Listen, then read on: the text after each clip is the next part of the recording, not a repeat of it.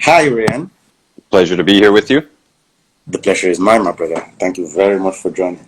I hope you're fine today. You as well. By the way, I saw the podcast between you and Uriah. That was powerful. It got pretty intense there towards the end, truthfully. Yes, it did. It really did get very intense. Uh, an interesting discussion, too, by the way, and I hope we can have such section on here as well. All right, so thank you everyone for joining. This is Ryan Alexander. He is into alternative health, which you can also call the holistic approach to health. Ryan is also an author of several books. He was trained by some of the best doctors in the field of alternative approach to health, the likes of Dr. Joel Wallach and pharmacist Ben Fuch. So I've known the brother for a while. I follow him, follow his lectures on YouTube as well. My mind was blown. In fact, the first time I get to learn anything about mud flood was through your YouTube lectures. So Wow. I thought to myself, okay, it would be good to bring you on here and then get to interact with you. So for today, I'm just trying. My aim for having this dialogue is to bring awareness around nutrition for today, and then hopefully we can touch base on EMF, okay, on Cool. electromagnetic force or field. So, Rian, could you please maybe do a better introduction of yourself to the people? Yeah, basically, I didn't mean to get into the health business by any means. I was born in pain. I was born with dislocated hips wrapped around my head and chronic pain, chronic involuntary twitching that people might call Tourette's. I would call the main problem stiff man syndrome. All my muscles were all stiff, and I would turn my head too quickly and pull a muscle out. I'd have to be in a neck cast going to school and stuff like this. Uh, General weakness. It's most of this I wouldn't have wanted to talk about. By the way, when I was a kid, I would have avoided this whole subject. I just would have not played basketball because if I tried to catch the basketball, I literally might break my fingers. That's how weak I was on a bone structure. And I mentioned muscles, bone and muscles, it's the same nutrient category deficiency. I actually broke my arm once swinging a golf club. That's how bad it was. I accidentally hit the ground, fractured my arm. It's incredible. And there's a lot of young athletes out there too that talk to me like, hey, I've got this torn meniscus, torn ACL. Well, this is a more mild version of the same deficiency because we don't consider these chronic injuries or being prone to injuries. We don't consider it being caused by the sport. It's not the soccer's fault that you tore your ACL. It's the deficiency's fault because we should be quite strong on a bone and muscular level. But so I lived in pain my whole life. I lived with chronic headaches, chronic stomach pain, chronic muscle pain, chronic, skeletal weakness, chronic twitching, all kinds of twitching. That was a huge problem. Again, twitching's a muscle problem. It's the same problem here. And in my case, I don't know if I'd be in this business if my result didn't happen so quickly. It doesn't always happen so quickly. Usually we say, you need at least 90 days to rebuild tissues, to rebuild a knee or something like that. But in less than 1 week, which is pretty incredible, less than 1 week, all of my primary symptoms were gone. I didn't mention insomnia in there as well. Insomnia is actually the same category, and I was an insomniac for 25 full years because it's actually a muscle problem. So within 1 week, I could sleep. I was no longer in pain. I could move my head around completely for the first time in my entire life. Not twitching anymore, this whole thing. So it was pretty automatic to try and start talking to people about this. Wasn't planning to be a nutritionist or any holistic practitioner of any kind. I always considered myself an artist for a living.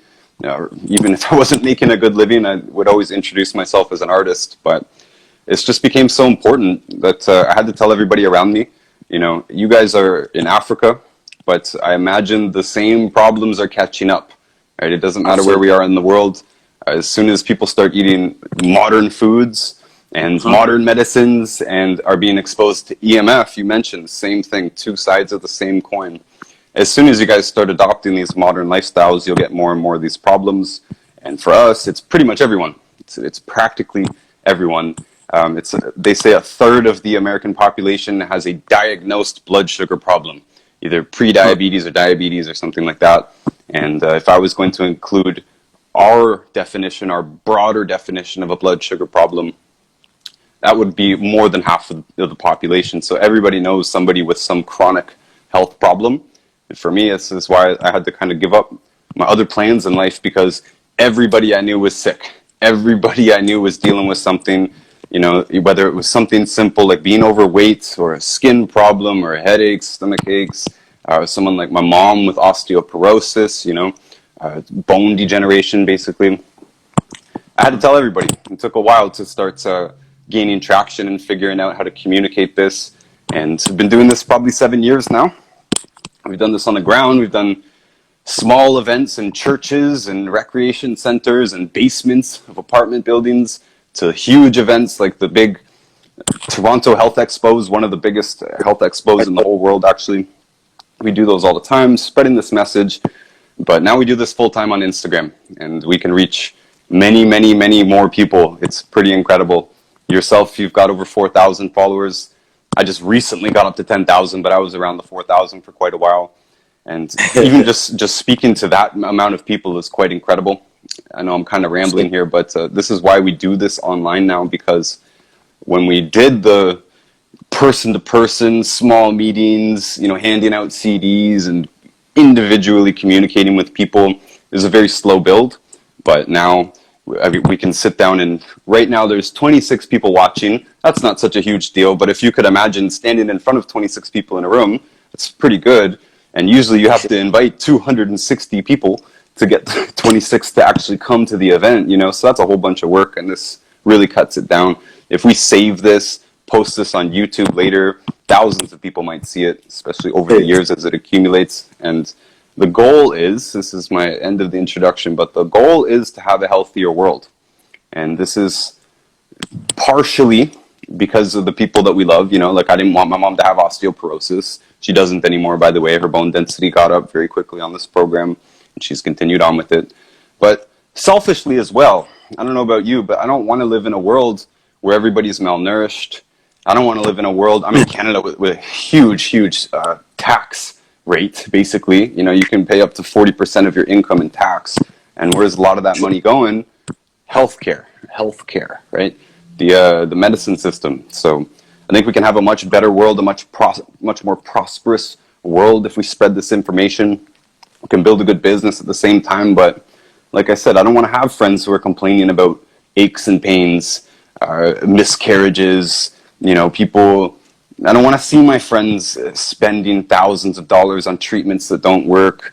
And even things like, I love chiropractors when they're necessary, but I know people who go to a chiropractor 2 or 3 times a week and they pay $400 a session.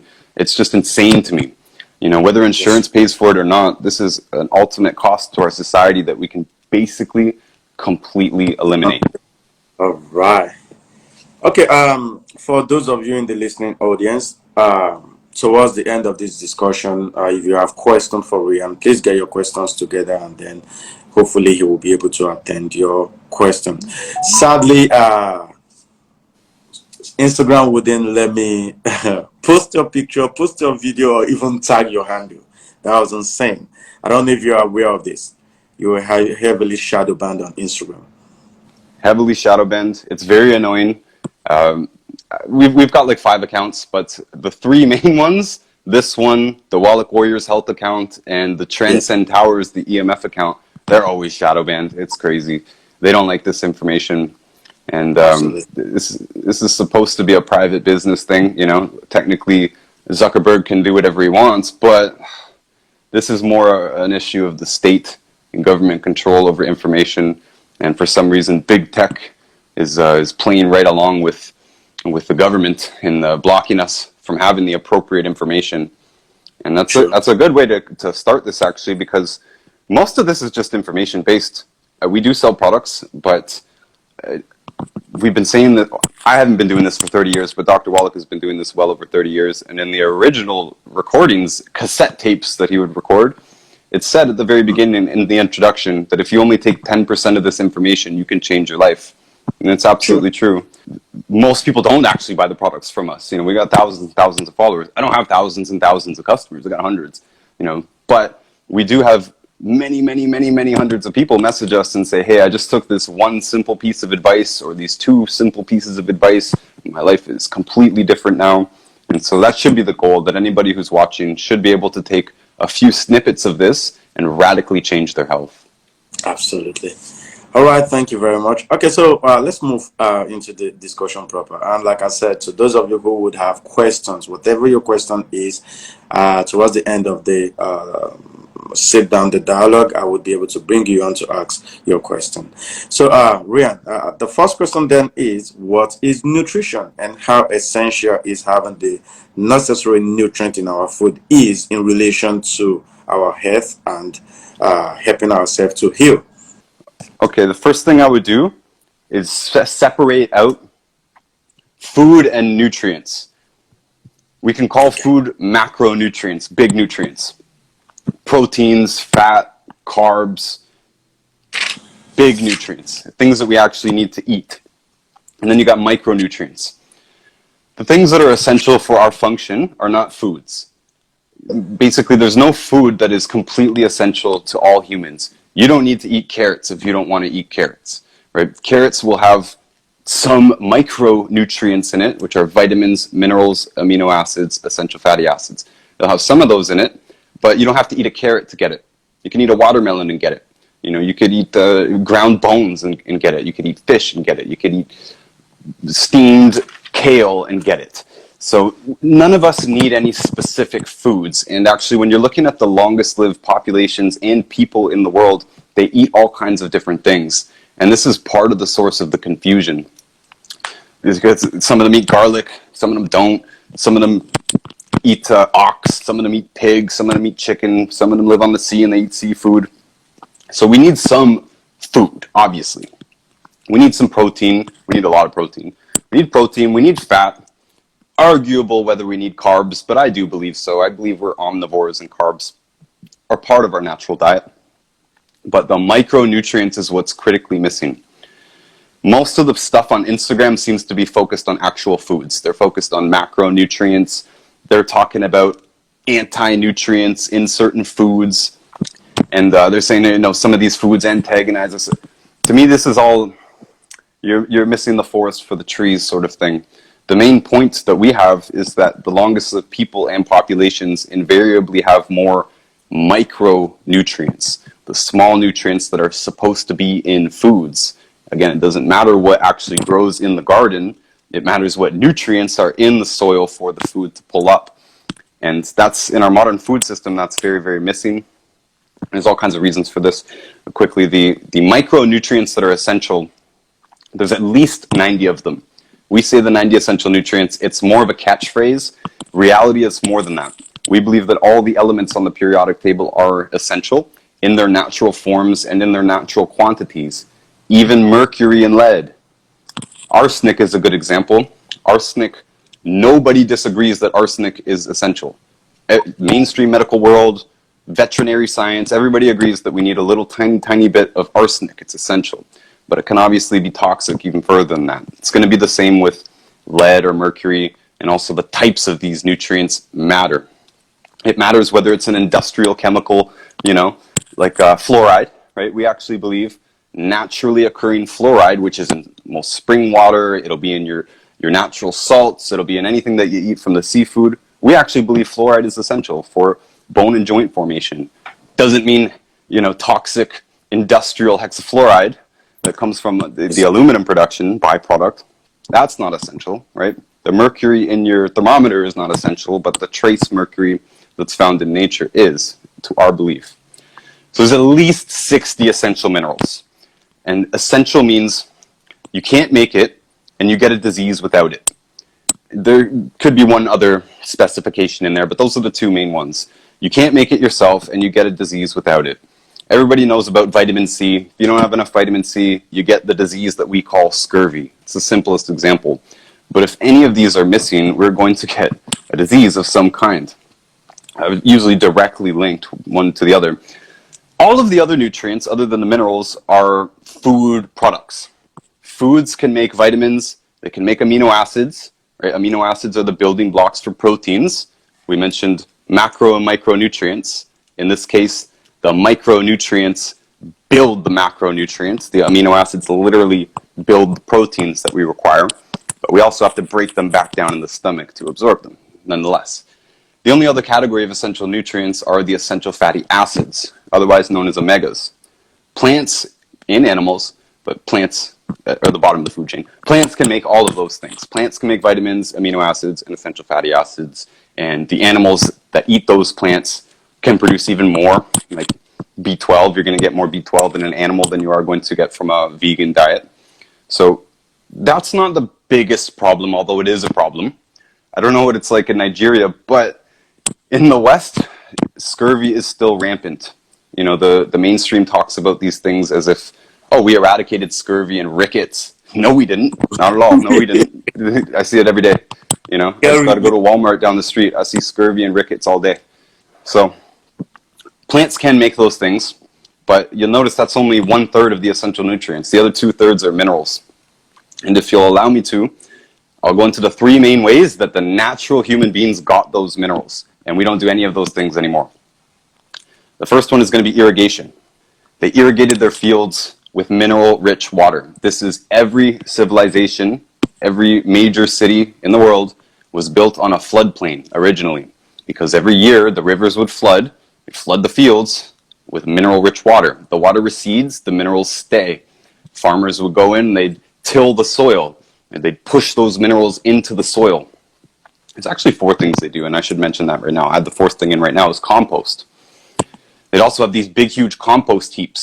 So everything that they didn't eat, whether it was bones, eggshells, lawn trimmings, like, you know, leaves and stuff like that, food waste, human manure, animal manure, carcasses, whatever, everything would go thrown into the compost heaps.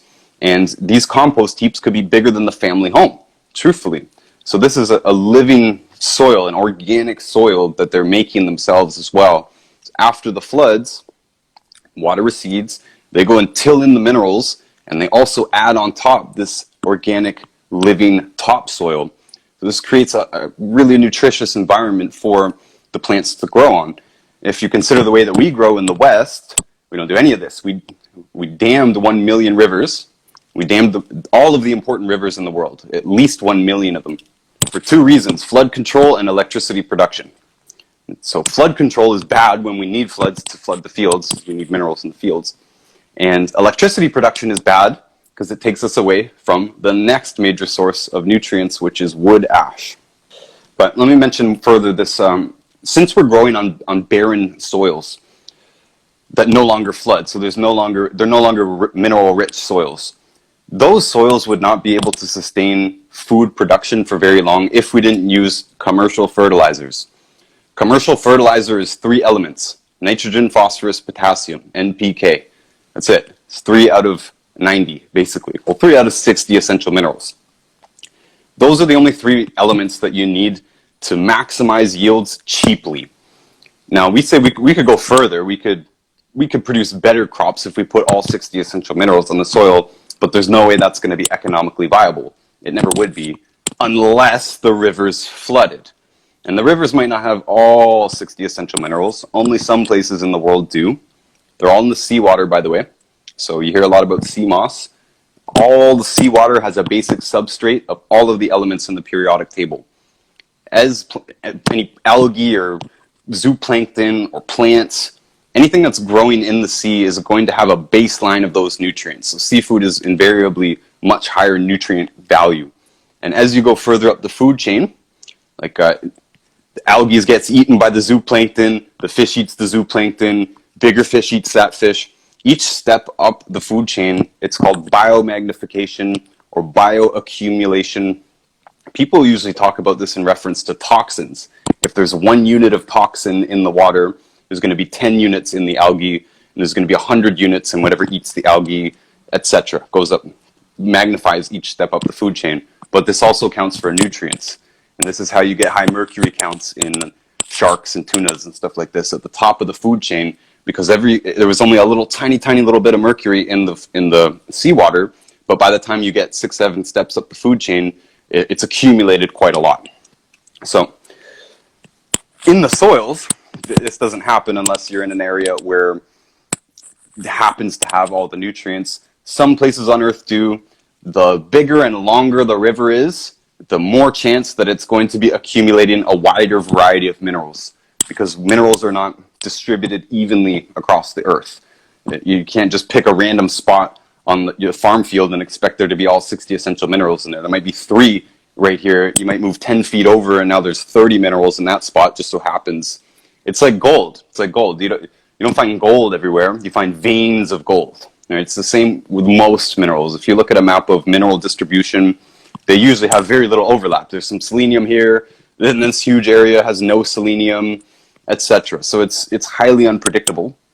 And when we said you get a disease if any of these are missing, you can see that you don't want to play dice with this, right? You don't want to fool around with this.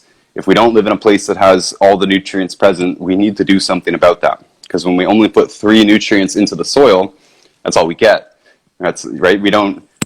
People say, "Oh, you eat Brazil nuts to get selenium." Well, if there's no selenium in the soil where the Brazil nut is growing, the Brazil nut tree, then there's no selenium in the Brazil nut. The Brazil nut tree does not require selenium. It doesn't need selenium to grow. It can grow in the soil without selenium.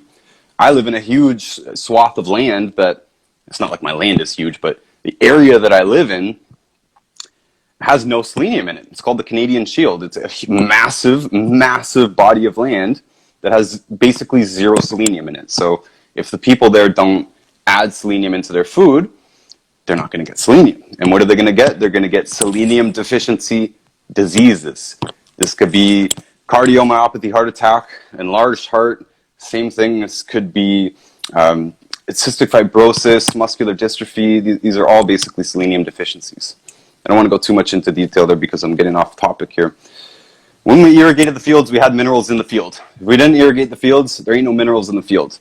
The soil becomes barren very quickly. It only takes as short as a few growing seasons to be, very, very catastrophically depleted in minerals. So that's why we need commercial fertilizers, because food wouldn't even grow properly in it. We wouldn't get predictable crops if we didn't use nitrogen, phosphorus, and potassium. Now, even worse here, we're still only on this first thing that people do to get nutrients, by the way. And this is only not relevant in places that live by the sea. So little island communities and stuff like this. The other things on the list are going to be more important because they don't irrigate their fields, but they're also eating from the sea, as we just discussed. They get more minerals that way. When plants grow on a soil that is barren, that doesn't have a nice range of minerals for them, remember, vitamins, amino acids, essential fatty acids, plants make those things. Those are not in the soil. You don't have a soil with vitamins in it. It doesn't matter if it might be in the compost. It just doesn't matter because plants don't suck vitamins up. Plants suck minerals up and they produce vitamins themselves. You could grow a plant in a substrate of vitamins. It doesn't matter. It's not going to make any difference. When you grow plants on a barren soil, the plants themselves are weaker. They have less defenses against bacteria, fungus, mold, bigger pests like insects and rodents. They can't defend themselves as well. So now what do we need? First, we needed fertilizer. Now we also need pesticides, herbicides, fungicides. Now this is bad for a number of reasons. Number one, it concentrates in the tissues. And even though there's no great evidence about the long-term consequences of this, we don't believe it's a good idea to consume pesticides. Why? Because your body there's more bacterial and viral and protozoa cells in your body than there are human cells. There's more microbiome cells in your body than there are your cells. So in a very real way, your microbiome is you. It's a symbiotic relationship. They cannot live without you. You cannot live without them. So if we're consuming pesticides, we're killing some of our microbiome. That's just not good. But even worse, for the nutrition of the plant, ultimately, roots don't suck up minerals themselves. It's not a job they do on their own. Just like we don't digest food on our own, we need our microbiome to help with that, or we're going to have a digestive problem. Roots cannot suck up minerals without a symbiotic relationship with the fungus and bacteria and protozoa in the soil. So when they put pesticides down, it kills the bacteria and the fungus and the mold and all the stuff. It kills it all in the soil, a lot of it. Now, they don't have the fungus there to pre-digest the minerals to get sucked up into the root. So we've got barren soil growing weak plants. Those weak plants need pesticides. Since we use pesticides, we kill the stuff that the plant needs to work with to actually absorb whatever is in the soil. And so we're left with barren food, basically. Barren soil equals barren food, but that's the full explanation of it. And it can actually get more detailed if you want it, but we don't need to. We mentioned the compost. Two of the components that are going to be in that compost are also the other two things that natural people do to get more nutrients. And anybody who's listening might notice that none of this goes on in our food system. You go to the grocery store, all three of these things are completely missing. All we're getting is food, right? We mentioned nutrition. That was your only question here. What is nutrition? There's food, and then there's micronutrients. We've taken this whole away. All we got is food left. We need micronutrients as well, and we actually don't need as much food as we think. We need a whole bunch of these micronutrients. But continuing on. When we dammed the rivers, we stopped the floods, we stopped the irrigation, but we also generated electricity. With electricity, we no longer need fire. Fire for heating and cooking, basically. And this actually goes along with the mainstream theory. The mainstream theory of evolution, they talk about this thing called the Great Leap Forward. This is a time when humans very suddenly got super advanced out of nowhere. They said we were just basically apes wandering around, and then all of a sudden we were smart, basically. All of a sudden we were smart, and their explanation for this is fire. A lot of them. There's disagreements, but a lot of them will say it's fire. Now we say it's not the fire that did it. It's not the cooking of the food that did it. That's part of what they say. They say, well, we could cook food. Now we can eat a bigger variety of food. Now we can eat tubers and stuff. You can't eat a potato unless you cook it, right? You can't eat wheat unless you cook it. It'll kill you, you know.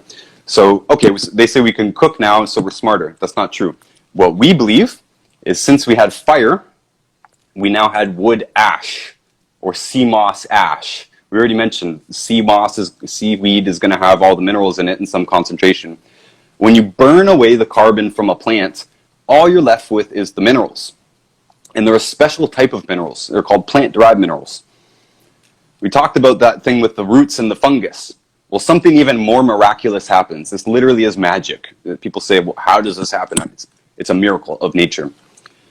When the root comes in contact with the mineral, and the fungus is there pre-digesting it in a way, chemically priming it to be absorbed into the root, it actually changes the mineral.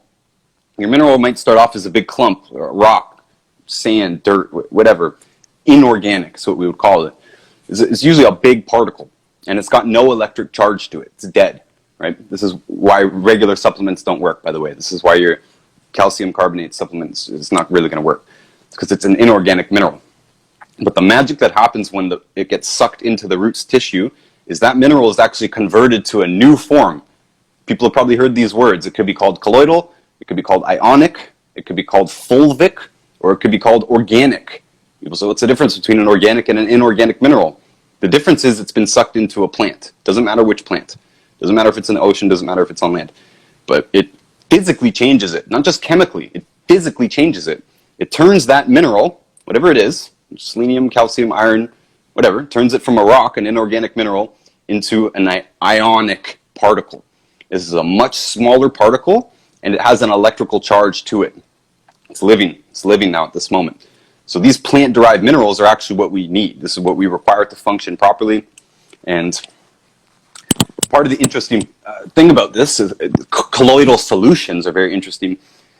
Just picture it before we move on. If you took a glass of water and you filled it up with sand or rocks or whatever, you find dust, you pound that rock into dust, fill up the bottle of water, shake up the bottle of water, it'll become super cloudy.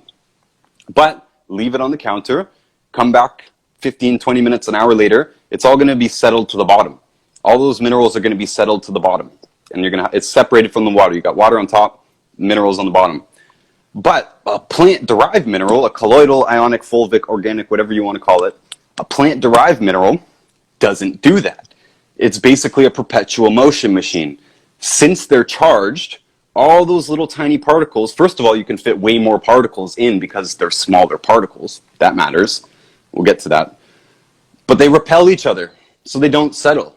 You can leave your colloidal minerals on the counter for 1,000 years. We don't know. It doesn't settle. It's like a fridge magnet. It keeps its energy. You keep the magnet. Does it say how long is it going to stay stuck to the fridge? It'll be there your whole life. It's not going to fall off the fridge. It's going to maintain its energy. They explain it that all the molecules in the magnet are all lined up one way. Whatever. The point is, it has an electric charge, and it doesn't lose that charge. And this almost contradicts the laws of thermodynamics because they're supposed to lose their energy. But as far as we know, colloidal minerals do not lose their energy. They stay suspended forever, which is very, very cool. And it also means they stay organically viable forever. And you can take 100-year... We sell ancient humic shale, by the way. Humic, fulvic, another word for the same thing. Organic material. It's ancient plant material. We know that it was under an ocean at some point because it has a limestone cap on top of it, our deposit. And that limestone cap is full of seashells. So we know all the minerals are in there. There's at least 77 minerals in there. And the point being, we don't know how old it is because I don't trust radiocarbon dating, but it's probably thousands of years old. So we're drinking thousands of year old plant-derived minerals, and they're still organically viable. You put it into water, it stays in suspension, does not matter how old it is, doesn't matter if the plant sucked up that mineral a million years ago, I have no idea. Doesn't matter, it's eternally charged. Very, very, very, very cool. So we were talking about ash here. So why is this so important? How did the great leap forward happen? When humans had fire, they automatically had ash, whether they knew it or not. Whether they knew the magic of this or not. They didn't know the magic of it, I promise. But they had about 5 pounds of wood ash per stove or per fire pit per day. 5 pounds, that's a lot. It's a lot of plant-derived minerals. It had to go somewhere. If they were just hanging out at their campsite, their ashes is just going to keep adding up. Most of the time, they would throw them into the garden. Humans somehow stumbled upon and throw it in the garden. They might not even have noticed. It might have happened organically. Maybe they were just throwing it in this one spot, and they noticed that the things that were growing there were better tasting, healthier plants. Who knows? I don't know. I don't know how they stumbled upon it, but somehow human beings got into the habit of taking those ashes, throwing them into the garden. And then once they started composting, because they're in the same place, they get, again, food scraps and stuff. Humans are generally neat and tidy. We have habits. We're creatures of habit. Wherever the food scraps go, they go into that one part of the campsite. It just starts to become a pile.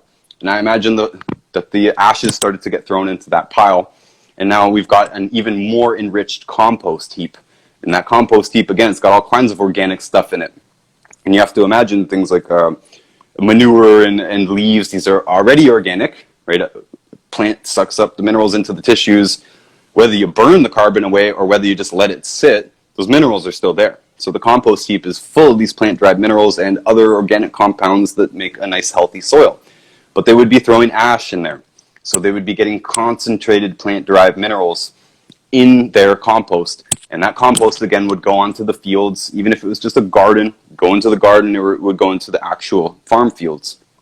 Now, another thing we did with the ash, and people don't know this, if you look at a cookbook prior to 1880 or so, where the electric revolution, maybe even through the early 1900s, anywhere in the world, any culture, their recipes called for culinary ash. These are the fine white ashes at the center of the fire pit. All of the other stuff, the black soot, the sooty ash around the edges of the fireplace or the stove, whatever it is, that was considered inedible. So they'd take all the black ash and they'd put that in the garden, throw it out the window, whatever, in the compost heap. Somehow it's building up around them. But that white ash was a way to cut flour and cut salt. And pretty much every culture in the world, don't want to get into salt yet, but civilization basically revolves around salt. So salt was very valuable and very expensive. And people would cut their salt with wood ash, up to 10 times as much ash per salt. So 1 unit of salt, 9 or 10 units of wood ash to cut the salt with it, like a cocaine dealer cuts cocaine, to stretch it out. So they'd stretch their salt out with wood ash. They'd also add their ash to whatever they were cooking with flour. Breads, puddings, meatloafs, noodles. The reason why the noodles, the rice noodles in Okinawa, the reason they're yellow is because of the ash. And actually in Okinawa, there would be an ash merchant that would come by and buy your extra ash. And they would sell that ash to farmers. we figured it out that it was a fertilizer. It was a very, very good fertilizer, and it was a free byproduct of our lifestyles. Again, this whole thing, we just simply needed heating and cooking. So we just had to burn stuff, and we had this ash left over. People figured out how to use it. They figured out how to eat it, and they figured out how to add it to their soil, and they figured out how to sell it as fertilizer, frankly. So there's a whole economy around ash that basically disappeared when we started damming these rivers. So that was a double whammy. Stopped flooding the fields. I know this is kind of a long explanation, but like this is it. If you understand this, you understand why modern food is different. You understand why we don't have nutrients anymore. So we no longer flood the fields, and now we got electricity, so we no longer got fire. We no longer need fire. We no longer have pounds of wood ashes, pounds of plant-derived minerals every day. And the last major thing that they used is bones. Bones. I'm writing this down so I can follow along myself. Bones. Natural humans eat the entire animal. They eat it snout to tail. They eat the organs. They eat the muscle, right? We say meat. Meat just means muscle. We never were supposed to only eat the muscle. We need to balance these factors out, and that can actually get quite complicated, that explanation of why. But the point is we tried to use all of the animal. I mean, natural humans, they just had to stretch the value from everything that they had, right? They used the skins. They made water bottles out of the skins and shoes and hats and all kinds of stuff. They used the entire animal. They ate the ears. You know, they would boil the hoofs, right? They would make soups from the bones. They would leach those nutrients out of the bones into soups, which would create broths. Those broths would be used, be eating this stuff all the time. So when they're eating the animal, they're eating the muscle, the organs, and the bones. After the soup, after most of the nutrients were left leached out, you know, all the special components of the bone matrix and the bone marrow, you know, they'd eat the bone marrow with a spoon or put it into the dish. Delicacy in pretty much every culture, by the way. It tastes phenomenal as well. Then they've still got what's left over of the bone, and they would grind that up. They would grind that up into powder. So when we think of flour-based foods now, bread now is flour plus sugar, maybe an egg, you know, flour, sugar, egg. Well, they didn't have processed sugar back then either. Both of those things required milling.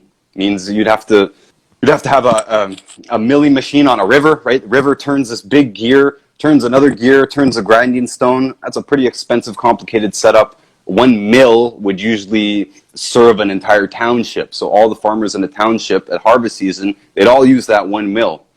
The point here is that it's a lot of work. If you didn't have a mill, you would have to pound it by hand, or you do it with a draft animal, like a donkey or an ox, right? And the donkey or the ox would just walk around in circles all day, turning a grinding stone, grinding up the grain or the sugar, whatever it is. But the point is they were limited to how much of this stuff they could consume, these white powders. They were limited to how much of that stuff they could consume based on how much they could grow and how much they could mill and how much energy they'd want to put into it. Could you imagine if you had to mill yourself all of the flour that you consume, right? You probably wouldn't consume that much flour. And now, I'm here in Texas, a homeless person could stand at an intersection in Texas begging for change, and they could still afford to eat processed flour and processed sugar 3 times a day because it's super cheap, because this is one of the miracles of modern agriculture, that we got this very bad ingredient very, very cheap. But the point here is that a bread in the old days, it wouldn't be flour plus sugar plus egg. It would be like, instead of it being a cup of flour in the recipe, it would be like a 1/3 cup flour, a 1/3 cup bone meal, a 1/3 cup wood ash, right? And one of those things is bad, the grain. The grain has problematic proteins in it, especially gluten. It's one of the reasons we recommend avoiding it. But it's got these 2 awesome ingredients in it, right? These 2 other ingredients are super nutrient dense, and one of them is pure plant-derived minerals. So they're just beefing up their breads and their puddings and their soups and all this stuff with plant-derived minerals. And bones are phenomenal as well. Not only are we made of, like, our bones are made of bones, right? It sounds very simple, but like we wonder why we have so many bone diseases in our society. And those nutrients, that nutrient group, the calcium family, we don't like to just call out calcium, but sometimes I do. I don't mean it to sound like it's just calcium. Bones are about 65% calcium. There's other minerals in there as well. The magnesium, the boron, strontium, key minerals that we require. All these are essential minerals, but there's over 200 diseases in the physician's desk reference that are directly linked to this calcium deficiency, calcium and cofactor deficiency. So we wonder why. We wonder why. Even though we solved this problem 1,000 years ago in China, by the way, by feeding livestock bones and joints. That's how they did it. Grind up bones and joints. They'd feed it to their animals so that the animals no longer got bone and joint problems. And so they'd produce enough eggs and all this stuff.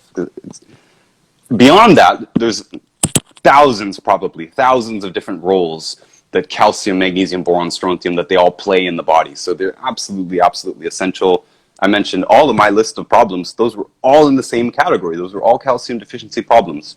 All the muscle problems I had, sleep problems, twitching problems, pain problems, all that stuff, all the exact same category, because we don't consume bones anymore. You know, the doctor might tell you, just eat cheese and dairy and you'll get enough calcium. It's just not true. It's never been true. There's never been a human population anywhere in the world that simply got their nutrients from eating food. And I hope that whole explanation there of those three things that people did, that explains it. Why was there never a human population who could get all their nutrients from food? Because it wasn't possible. They had to have these lifestyle things that gave them more nutrients in the soil in the first place, and then, of course, fortifying their other foods unconsciously, mostly just because ingredients were expensive, and they wanted to cut their ingredients with bones and ash because they had bones and ash. It was just a total accident that they were fortifying their foods that way. If you look at our fortified foods, like grains, they'll have inorganic minerals added, right? They'll have the calcium carbonate or calcium gluconate or whatever. You can assume that that is a inorganic mineral to start with. So we're fortifying it with the minerals that we don't utilize properly. And that was a fairly lengthy explanation there, and I'm going to stop now and give you a chance to jump in. But those three things are key. That's why we don't have nutrients in our food anymore, period. Thank you very much, Ryan. Do we necessarily need to transition into veganism to become healthier? What is your take on the vegan movement? I mean, the call to go into veganism for us to become healthier. Is it true or is it a myth? Well, when we're talking about these longest lived populations, and any natural population actually that you want to talk about, none of them are vegan. It's never happened before. Veganism is a very modern thing. You know, you're in Africa. There's long-lived tribes out there, like the Kung. They drink blood. You know, they like blood and milk and meat, and they don't even really eat fruits and vegetables. You know, might have some nuts, and we're not saying fruits and vegetables are bad, by the way. We're very strongly believing that we are omnivores. And the funny thing is, in this business, I've been in this business about 7 years. Before that, and in the early days, vegetarianism was the thing that people did if they wanted to be health conscious and environmentally conscious. They were vegetarian. Well, vegetarian still allowed you to make choices on which animal products you wanted to eat. Lots of vegetarians would still eat chicken, or they'd eat fish, or they'd eat eggs. You know, they'd pick something, and that's okay. We're omnivores. It's okay to be plant-based, right? The term plant-based, from my perspective in the business, originally meant lots of plants. It didn't mean only plants. But then it morphed into this pure vegan thing. And now, actually, I find it very interesting that now there's this big carnivore and keto movement coming in. Now, here's the thing.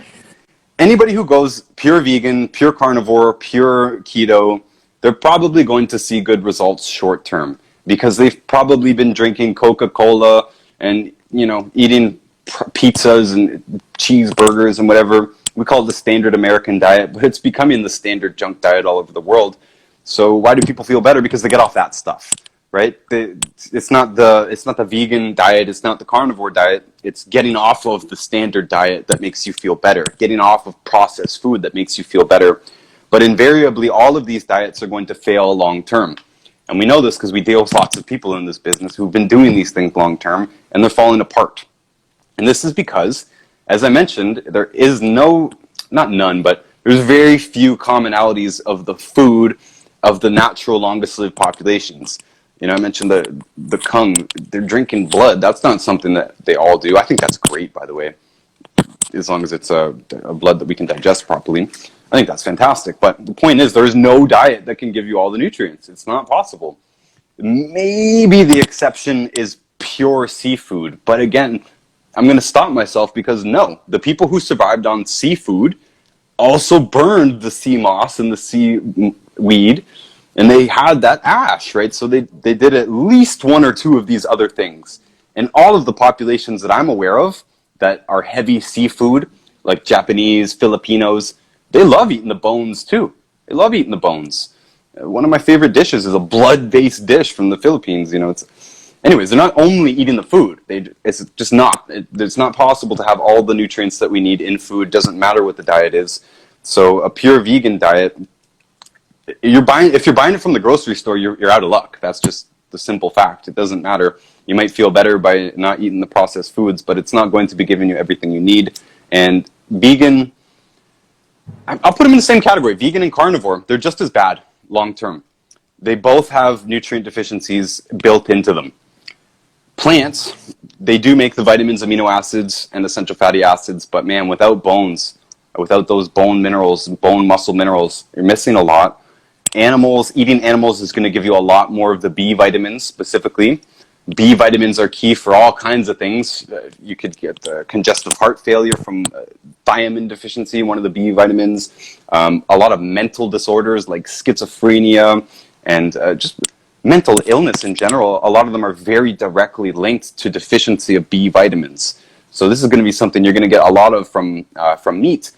I don't know if you guys have our energy drinks out there, or Monster and Red Bull energy drinks.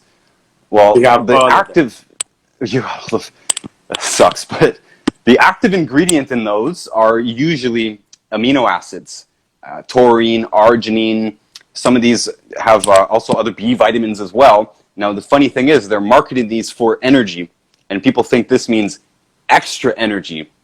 It's not true. This is the energy that we're supposed to have because all of those things are essential nutrients. Taurine, arginine, all the B vitamins, lots of these like wake up jolts. You buy a little shot, it's a jolt to wake up stuff. It's usually just caffeine and B12, maybe a couple other B vitamins, right? So we're already supposed to be getting these is the point. And where do you get the most arginine and taurine and creatine, right? People take creatine to help them build muscle. Where do you get this stuff in nature? Meat. You get it in meat. Right? I believe meat heals, by the way, and I know we try to stay a little bit away from this because people are so touchy about their food, but we've never changed our message that we are omnivores. Human beings are omnivores. We thrive on an omnivorous diet, even though there is anti-nutrients in lots of plants, especially vegetables. We still have magnificent benefits from consuming a variety of foods. Now, the problem with the carnivore, particularly, and the keto diet, carnivore and keto, even though they have those nutrients that we just mentioned, like you're going to be getting plenty of B vitamins, plenty of amino acids for sure. If you eat meat a couple times a week, you got all your amino acids. As long as you don't have a digestive problem, you're absorbing them, you're good to go on that. But it can get a little bit complicated. When you eat only meat or only organs or both, you're massively increasing your calcium needs. Out of all the 60 essential minerals, they all need to be in a very strict balance. There's a little bit of leeway there, but it's pretty strict, the balance that we need. We need, like 2 parts calcium, 1 part magnesium. If you take more magnesium, it makes you need more calcium. You need to double up the calcium now to balance that out. This is why people taking magnesium, it'll help them short term. They'll get muscle relief, they'll sleep better, whatever, but they're exacerbating their calcium deficiency. Another very important ratio here is calcium to phosphorus. And I mentioned that phosphorus is part of all fertilizer, so there's some phosphorus in all food, NPK. There's going to be some phosphorus there. But the only time that the perfect balance of calcium and phosphorus exists is in an entire animal. Remember the snout to tail. When a human being eats the entire animal, they are automatically getting the correct balance between calcium and phosphorus. If we're only eating, and a carnivore could eat the bones, okay, and they would fix this problem for the most part. I still wouldn't recommend it. We still recommend fruits and vegetables. We do. But when we're only eating meat and organs, especially from the grocery store, we're getting a ton of phosphorus and barely any calcium. So we're massively increasing our calcium deficiencies. What's this going to cause? Any one of the over 200 specific diseases directly linked to the calcium deficiency group. So again, people will get short-term results, carnivore, and then they will start to experience symptoms of osteoporosis, the gums falling out, teeth falling out, gums, soreness, joint pain, all kinds of muscle pain, twitching. Again, calcium deficiency problems. So the answer is, it doesn't matter what you eat. You have to get the micronutrients. You need the food and you need the micronutrients. And if you choose to avoid an entire group of foods, unless it's grains, because we don't need grains at all, but if you choose to avoid completely fruits, vegetables, or you completely avoid meat, you're going to have a problem. And in any case, no matter what you eat, unless you're doing the fortification of the food, unless you're doing the irrigation, the acid bones, something, or supplementing in our modern world, unless you're doing that, you're going to be deficient in the micronutrients, is a guarantee. Okay. Thank you very much, Ryan. Let's discuss cholesterol. What exactly is cholesterol? Okay, is it bad? Is it good? What part of it is bad? What part of it is good? What do we need to know about cholesterol? What are the misconceptions surrounding cholesterol? It's probably the most misunderstood molecule, nutritional molecule that there is. So I mentioned to be strictly essential, like to be on our 90 essential nutrient list, you can't make it yourself and you get a disease without it. That's the reason why cholesterol is not officially on our list, because we can make a little bit of it. Our livers can produce some of it. That also speaks to its importance. Do you think our body would produce something that is bad for us, right? Think about it, Why would our liver go through the trouble of producing something that's bad for us? It produces it because we need it. And so even though it's not strictly technically essential, we do consider it essential. It's an essential nutrient. Now, the importance of cholesterol, I'll talk about what causes high cholesterol in the blood. I'll put that aside. Your first question, what does it do? What should we know about it? Cholesterol is excessively important. It's unbelievably important. It's the cherry on top of the nutritional cake recipe. Cholesterol is considered the master steroid in the body. Cholesterol, it's a steroid.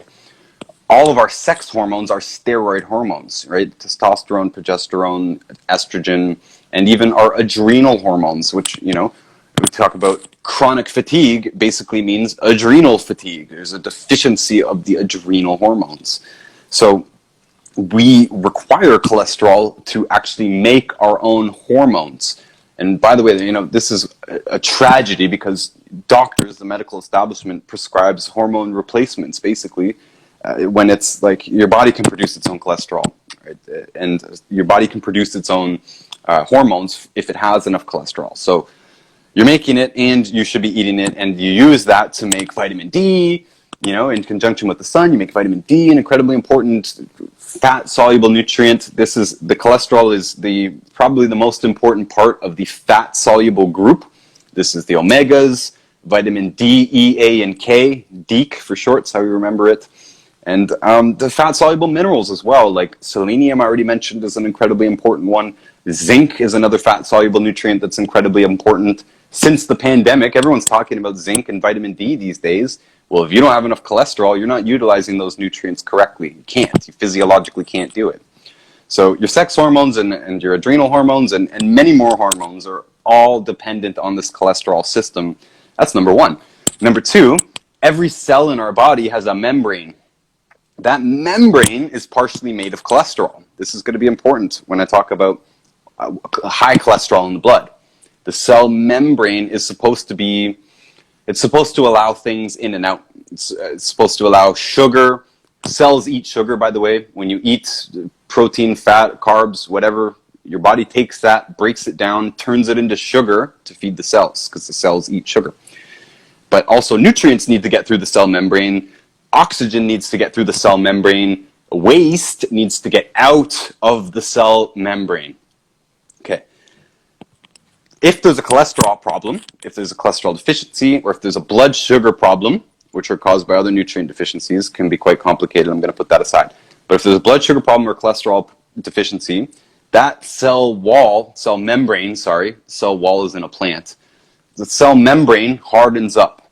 That cholesterol hardens up because cholesterol and the cell membrane, it's supposed to be, again, a malleable tissue that allows things to go in and out. So if the membrane hardens up, now it's got a hard time feeding the cells the sugar that it needs. It needs the sugar to keep running the engine, the little cellular engine. This is all of our cells in our body, every single one of them. It needs to allow nutrients in, it needs to allow oxygen in, it needs to allow waste out. If it hardens up, you can imagine your cells getting loaded up with waste. At the cellular level, this can be causing an incredibly big problem.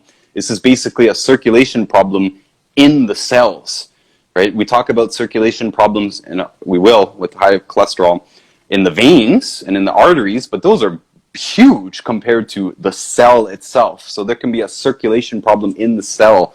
Literally, your body is having trouble delivering nutrients and getting rid of waste from the cell itself. That can happen.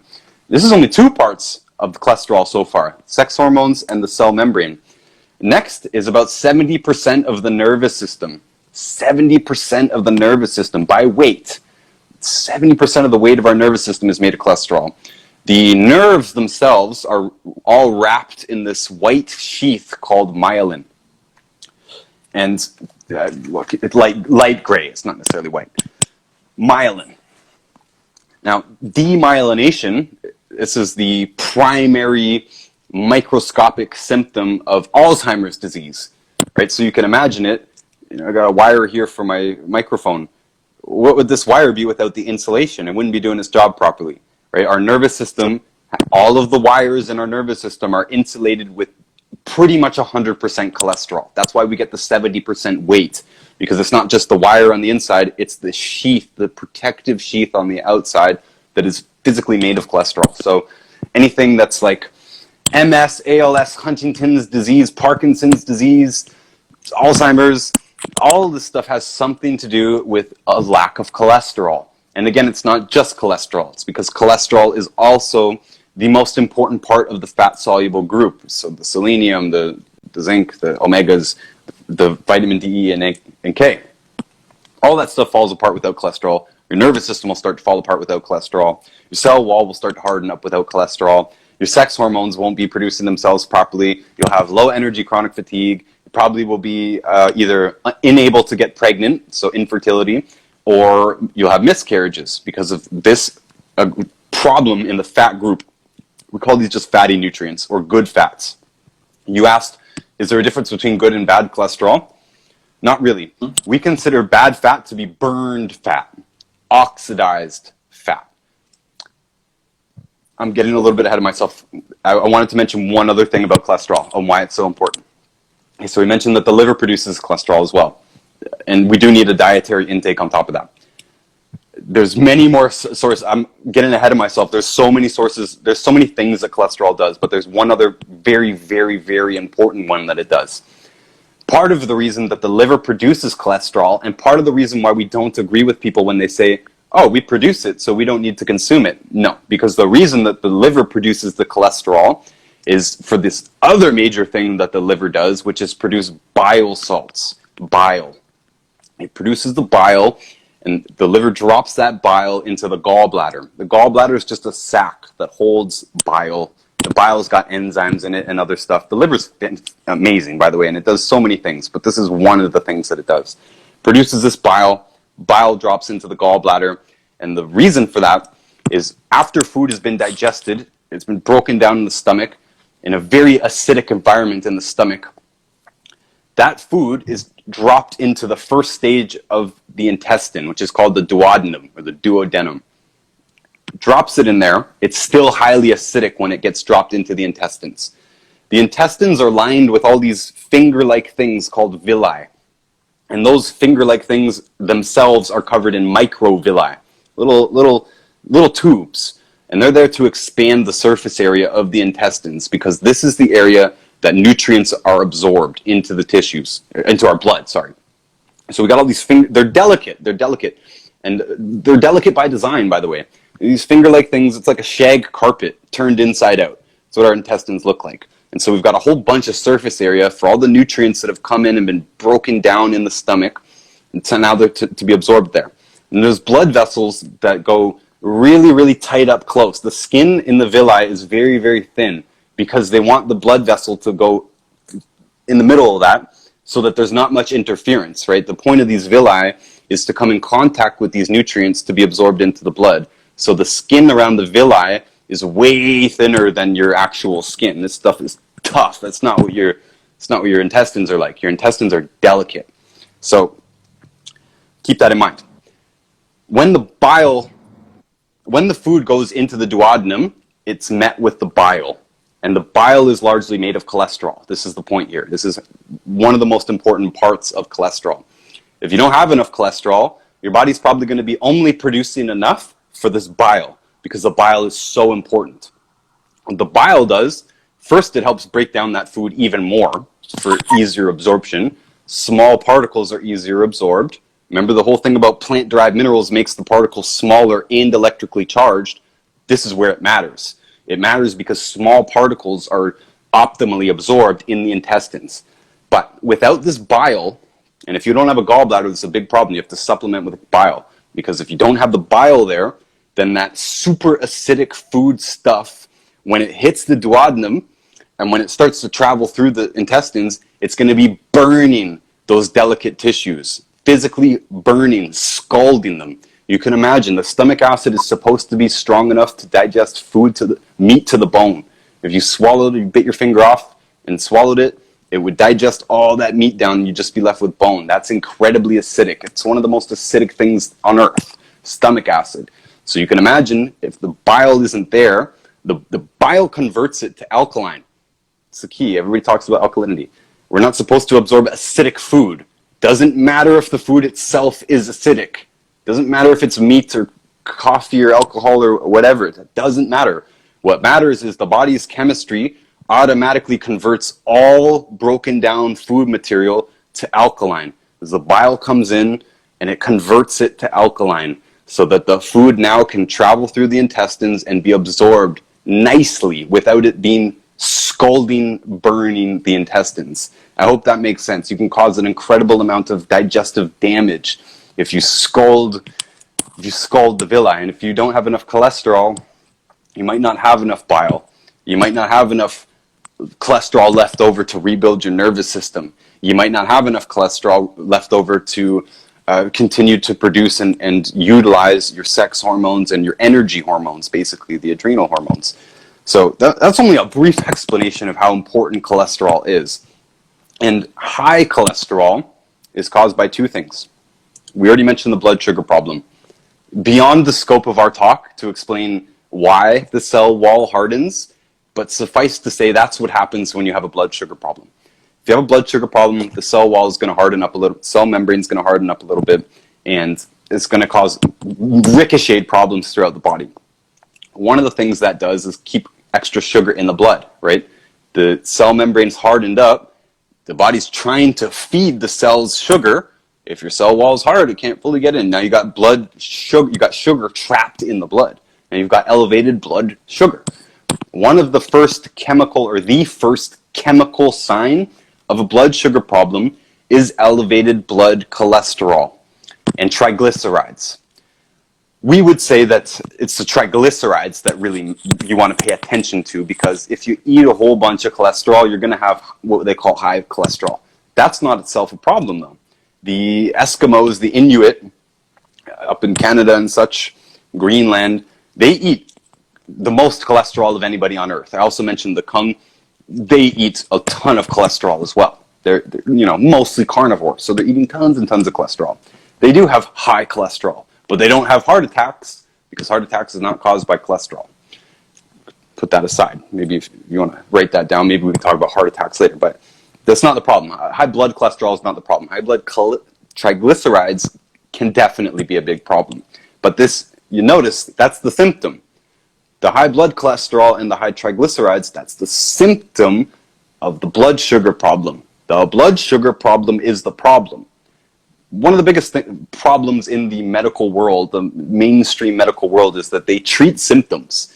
You got you got a knee that is hurting you. They want to take the knee out, but the knee is the symptom of the problem, right? So when you replace the knee, you don't address the problem at all.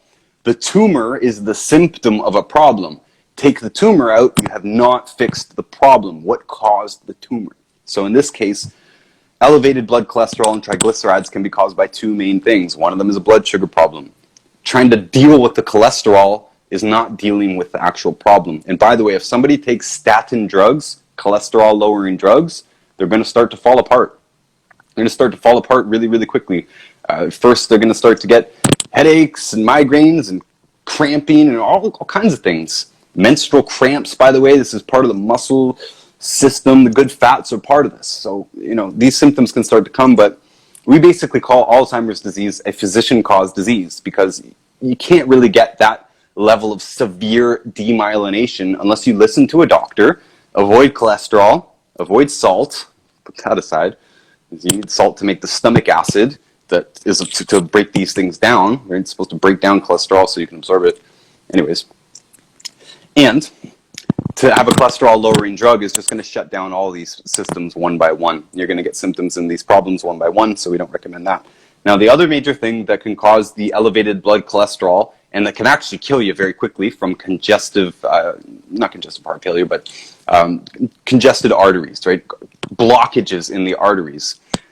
Now, you mentioned that I was trained by Dr. Wallach. Not everyone will know who Dr. Wallach is here, but he was a comparative pathologist first before becoming a human doctor. He's got a degree in agriculture, he's got a degree in comparative pathology, and he's got a degree in veterinary medicine, as well as a naturopathic physician degree later in life. But he started in animals. And he started doing autopsies. That's what pathology is. And he's a comparative pathologist, so this means he's done autopsies on many, many different species of animals. Over 450 species of animals. He's done tens of thousands of autopsies for comparative purposes. And he actually did, I believe it's the largest comparative pathology study ever done. For the NIH, it took almost 2 decades to do. And the point of the story is here. At one point, I think this is how he learned about it. This would have been in the 60s or something, maybe like 1971, 50 plus years ago. He had 2 dead Atlas sheep from Morocco, Atlas sheep. And they had only been in America a couple of months, and they died only a few days apart. And when he autopsied them, he found that their coronary arteries, their heart arteries, were blocked 98%, and that's what killed them. Blocked arteries killed them. And the way he tells the story, he said, I had to step back because these sheep were not eating cholesterol. Sheep don't eat cholesterol. On the recipe of the food that they were eating, which was grains, they didn't add oils to them. So where'd the oil come from? What happened here? His explanation was that those grains were oxidized. They were old. They were rancid. If you look in a biochemistry textbook, oxidized oil means rancid. There's oil in all tissues in nature. I'm blasting you with information here, I know, but hopefully people can watch this twice and thoroughly understand it, because this is almost everything you need to know about health, frankly. So there's oil in all tissues in nature. There's oil in every leaf. There's oil in every fruit. There's oil in every vegetable. There's oil in fish. There's oil in meat. There's oil everywhere. You want to press out the oil, you'll get oil. Oil is protected from oxidation. It's protected from becoming rancid by the skin or the peel or the shell. This is one of nature's magic things that it does. It protects itself from oxidation. Once we puncture that shell or peel or whatever, once we separate the oil out, it starts to oxidize very quickly. You notice this if you cut an apple open, cut an apple in half, leave it on your counter, it's going to start to turn brown within minutes. Within minutes. That is the oil oxidizing. You can see it in real time. Coconut. I lived in the tropics for a while. We knew that we had to go get the coconuts off the tree, because if you waited for it to hit the ground, unless you saw it drop and you run over and you go grab it right now, the coconut's probably going to crack when it hits the ground, and within minutes, it's got bugs in it and it started to oxidize. You pull open it, the coconut meat has started to turn brown. It's oxidizing rapidly. This is what happens in nature. And the more time and the more heat that's involved, the faster the oxidation happens. So this oxidized oil attacks our tissues. Get into why this blocks the arteries. And this is why this is on our bad food list. No oils, no deep fried food, no well done red meat, same thing. Why? Because these are all free radicals. These are sources of free radicals. A free radical is an oxygen particle that has too many or not enough bonds, electrons, basically. This is, I don't know how much of the official chemistry is true or not, but we describe it as a radical particle that wants to bond with something. So an oxidized particle is something that is needing to bond. It's hungry to bond. Both oxygen and hydrogen, these are very, very hungry molecules. They always want to bond with stuff. There's basically no such thing as pure water in nature. There's no such thing as H2O in nature, basically, because both H and O both want to bond with everything they touch, right? This is why spring water is full of minerals and all this stuff. The water wants to bond with things. And when oxygen is a free radical, when something has been oxidized, and the oxygen molecules that are involved have one less or one too many bonds, they want to bond. Now, if they do that in your veins, they're causing damage to the veins. The cholesterol, the cholesterol is like the putty, drywall putty. You punch a hole through the drywall, there's a hole in the drywall, you use putty to patch up that. So when you're consuming lots of oxidized oils, it's damaging the insides of the tissues, and the body's calling in cholesterol. It's another one of the amazing roles of cholesterol, that it's actually the healing molecule. It's the growth molecule. It's the healing molecule. So when you've got damage in the body, your body's going to call in cholesterol to come and patch that up. So you can imagine, how do sheep in a couple of months get 98% blockage of their artery while they were eating oxidized grains? And they had to do that whole explanation of why were they oxidized. Because there's oil in all tissues in nature, including grains and peanuts and whatever it is that they're feeding these animals. If you leave them in a hot barrel, they're going to oxidize. You can smell it too. You can go to a bulk food store and smell the nuts. Do they smell weird? That's oxidized. Feeding these animals oxidized grains block their arteries up 98%. Those are the only two major factors when it comes to majorly high cholesterol, or when cholesterol is a problem. We mentioned there's no such thing as good and bad cholesterol. There's good fats and there's oxidized fats, basically. So if you burn your fats, if you burn any animal fats, you have red meat that's cooked beyond medium rare or beyond stewing temperature, it creates so much of these free radicals that causes damage in our tissues, particularly in our veins.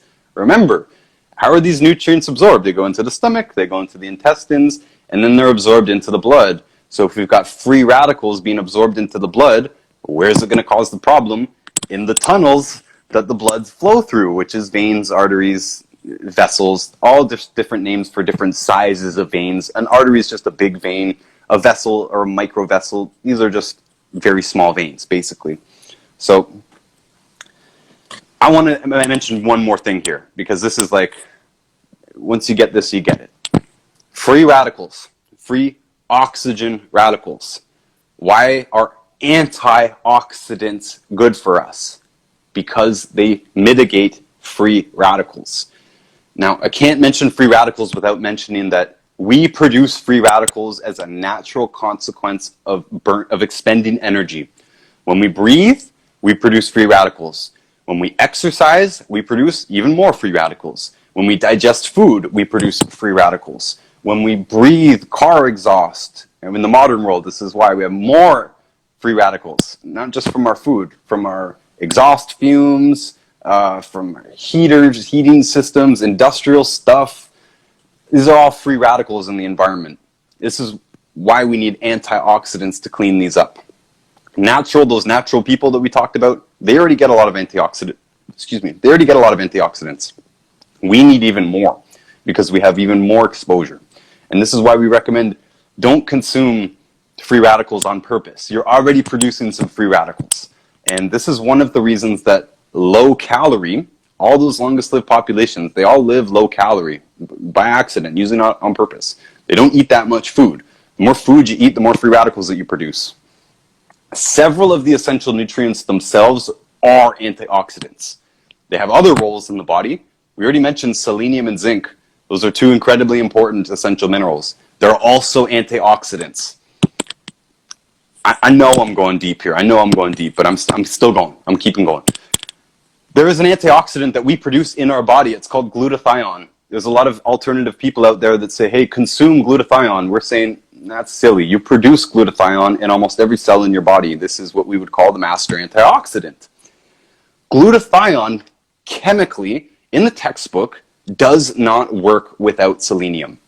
We need selenium in order to utilize glutathione. It's crazy. So we already have, this is part of why all this stuff is essential.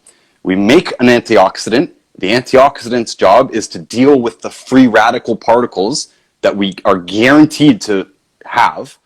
Every time we breathe, you go for a run, you just produced more. You eat, you just produced more. Stand by the fire pit, you're breathing in free radicals. But almost all the cells in our body already are producing an antioxidant. But we need this essential mineral as a cofactor to utilize glutathione to go and neutralize a whole bunch of antioxidants. My last point here, and I'm going to stop. One of the reasons why liquid oils, cooking oils, deep fried food especially, burnt animal fats, one of the reasons why these are so bad is because of quantity. It's a quantitative thing.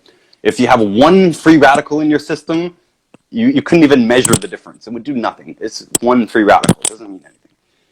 When you have a whole bunch of free radicals, now you need a whole bunch of antioxidants to deal with it. But there's a limit that we can do. Our body cannot physically deal with the quantities of free radicals that are involved in liquid oils. There's just too much. It's literally like putting your mouth on the exhaust pipe of the car and breathing it directly rather than just getting a little bit. Now, the reason I said that with the exhaust is because one of the reasons why smoke is bad is because of free radicals. There's free radicals in smoke. There's some chemicals as well, but the end result is free radical damage in the tissues. But if you smoked a cigarette under a fume hood and collected that smoke and compressed it down and weighed it, it weighs almost nothing. 1 teaspoon of oil, 1 deep fried French fry, this is basically all free radicals. 1 teaspoon of oil, 1 French fry soaked in oil, weighs more than several cartons worth of cigarettes smoke. The smoke itself doesn't weigh very much. You can smoke a whole carton. I'm not recommending smoking a whole carton, but I'm saying you physically couldn't smoke as much as you can consume in 1 French fry. You couldn't do it. You can't smoke a carton in a day. I don't care who you are. You have to have 5 cigarettes in your mouth, breathing them the whole time. You'd have to have cigarettes in your nose, 1 cigarette up your butt, getting them all into your system all at the same time, and you still wouldn't get as much free radicals as you would get from 1 soaking wet French fry. This is why deep fried food kills people. This is why there's a 20-year difference in longevity in America. People in the South and the Southeast, the old South, they eat deep fried food more than anyone else, and they die of heart disease, clogged arteries, all this stuff. And the people in the Northwest who still stew and boil and bake their food primarily, they live 20 years longer in the same country with the same food system and the same grocery stores and the same pharmaceuticals and the same hospitals and the same bad advice from the medical system. And they live 20 years longer because they don't deep fry their food. And this is the reason why. It's quantitative. We couldn't physically consume enough antioxidants to deal with the French fries or the, deep fried Mars bars that they got there. So that was quite a rant there. But you wanted to know about cholesterol. Now you know about cholesterol and free radicals and antioxidants. Thank you, Ryan. Interesting. I think we may have to have a different section where we get to discuss EM. Okay. Because this information right here is loaded. All right. And I want to be able to give opportunities to people to come on and ask you questions. But before we do that, let me touch on obesity.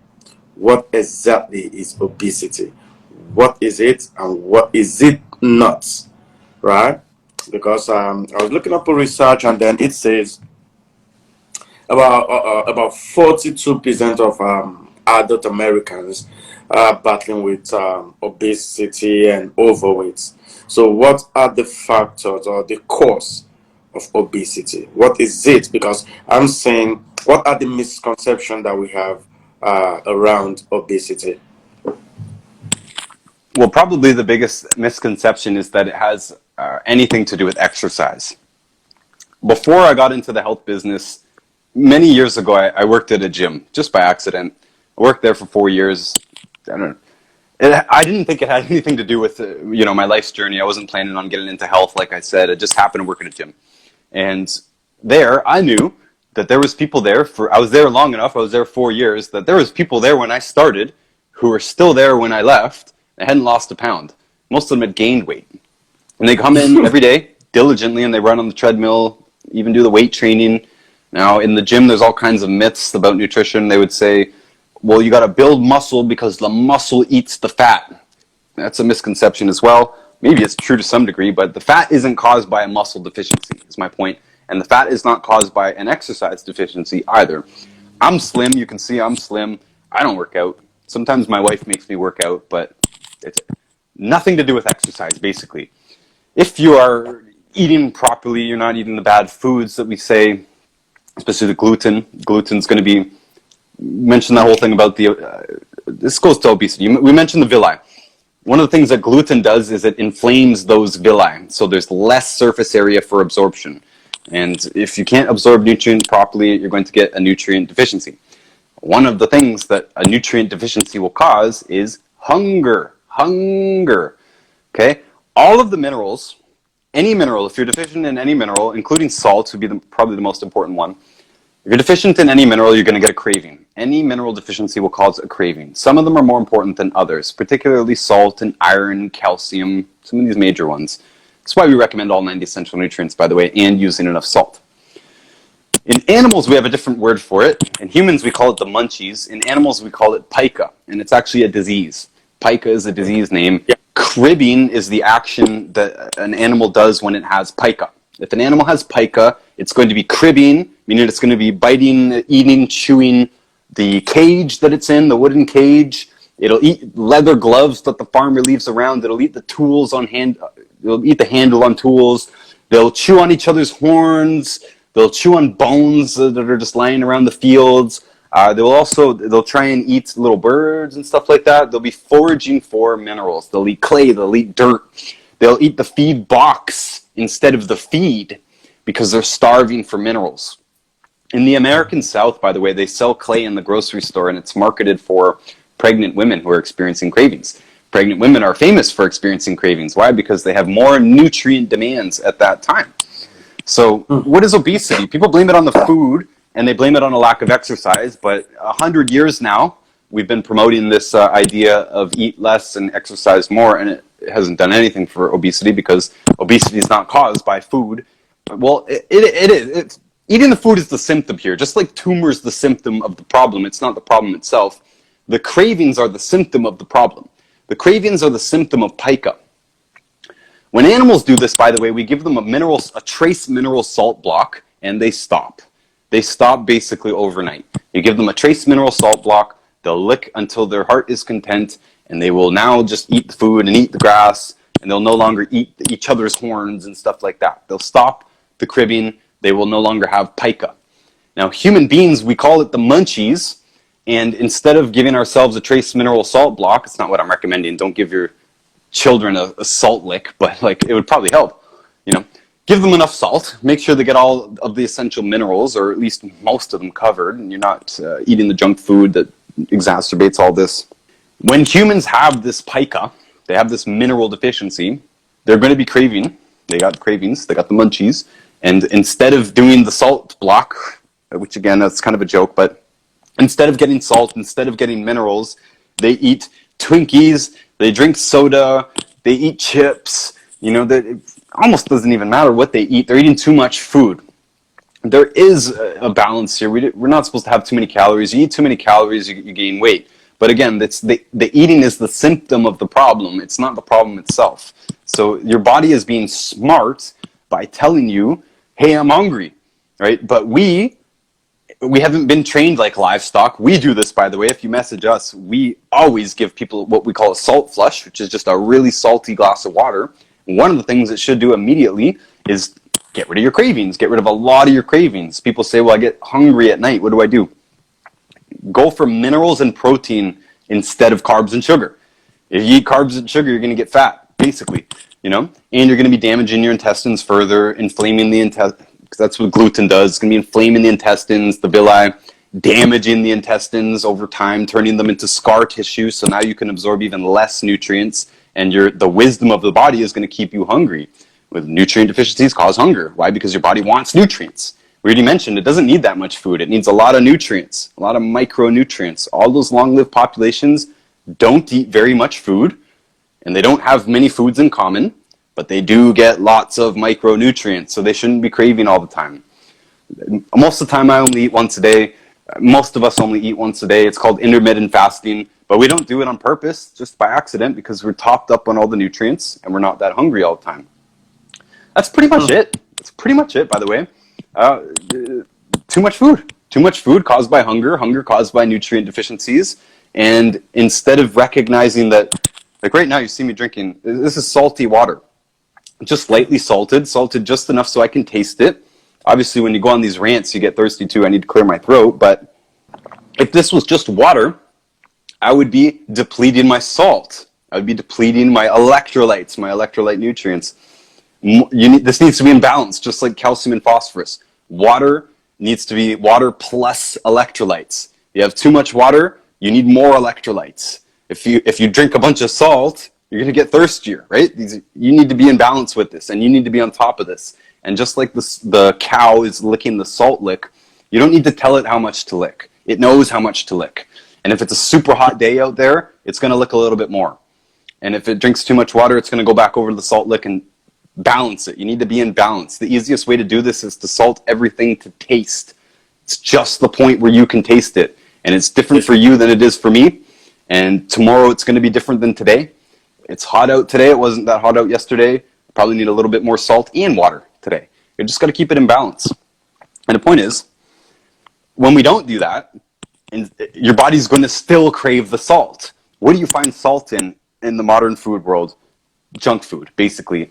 Natural food doesn't really have much salt on it. Seafood does, you need to put salt on food, basically. Civilization practically revolves around salt. Salt cultivation, salt production. And with the exception of the people who live primarily from the sea, there was no culture on Earth that ever could have survived for very long without a strong source of salt. Without that, all we have is chips and chocolate bars. Candy bars are full of salt, right? Read the labels. Candy bars are full of salt. Soda's full of salt. People think they're craving the sugar. You're not craving the sugar. You're craving the salt.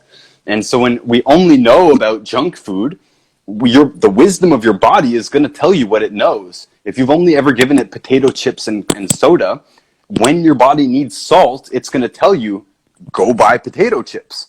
Go eat the McDonald's cheeseburger. Loaded with salt, right? And it needs to be loaded with salt. Even the sugary sauces, right? They put more salt in it and they put more sugar in it. By the way, too much sugar is very easily a turnoff. So they put a ton of sugar in it because sugar is addictive. They put a ton of sugar in it and they put salt in it to balance out the sugar. Because you put a little bit more salt in it, you can't taste the sugar as strongly. And so you end up with a lot of sugar and a lot of salt. So if you eat a lot of sugar, it's going to help you gain weight. It's not good for us to eat a lot of sugar. It's good for us to eat a lot of carbs. Sugar is a carb. Same thing, right? So if you only ate lettuce, you're not going to gain weight. By the way, a lot of these people have this problem, this pica problem, this craving problem, but they don't eat carbs. So they're not going to gain weight, but they're still going to have the same problem. They're still going to have the same ultimate mineral deficiency problems. We've all heard of children who eat light bulbs, right? They make it into the newspapers. Oh, this child is eating light bulbs. Well, the body is smarter than we are. The body is going to try and find minerals anywhere, whether it's paint chips, kitty litter, right? Kids can go out into the sandbox and eat the dirt, eat the clay around a riverbank, Again, kitty litter, like kids will eat kitty litter. They might be embarrassed about it, and sometimes it makes the newspapers, and we consider it an oddity. It's not an oddity. It's a human body desperate for minerals. And so if you eat kitty litter, you're not going to gain weight, right? But if you eat Twinkies and pizzas and pies and sodas and all this stuff, you are satisfying the salt craving that your body is demanding. You just happen to be doing it in a way that is also a vessel containing sugar and carbs as well. This is obesity. This is what causes obesity. If all we did was top up all of our nutrients and teach everybody about the proper use of salt with real food, obesity would disappear very, very quickly.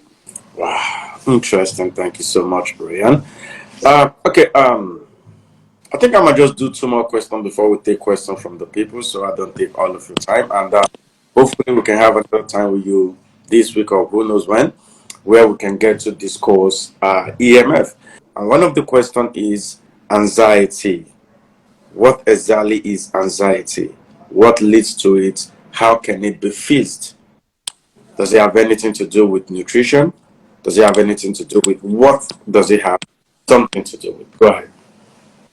Well, we do live in a very unnatural society that is very stressful. So, I recognize that there are mental components, like there are conscious components to anxiety, but to us, there's only four categories of disease. If you ask us, there's only four categories of disease. One of them is blood sugar. It's a big one. I'm working on a book right now to explain all this because it is kind of complicated, but we actually covered a lot of it already. Anxiety and depression and pretty much any mood disorder, bipolar, ADD, ADHD, even autism. I would also put schizophrenia in that category.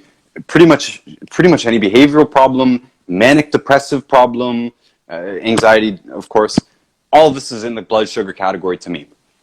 To have healthy blood sugar, you need to not eat those bad foods, and you need to have all of the essential nutrients. Particularly, a lot of people don't know this, but in 1957, in the agricultural world, officially, we ended blood sugar problems in animals. Every vertebrate can get a blood sugar problem. Every vertebrate can be born with type 1 diabetes, which is a birth defect. But every vertebrate can also get type 2 diabetes. And type 2 diabetes is only the extreme end of it.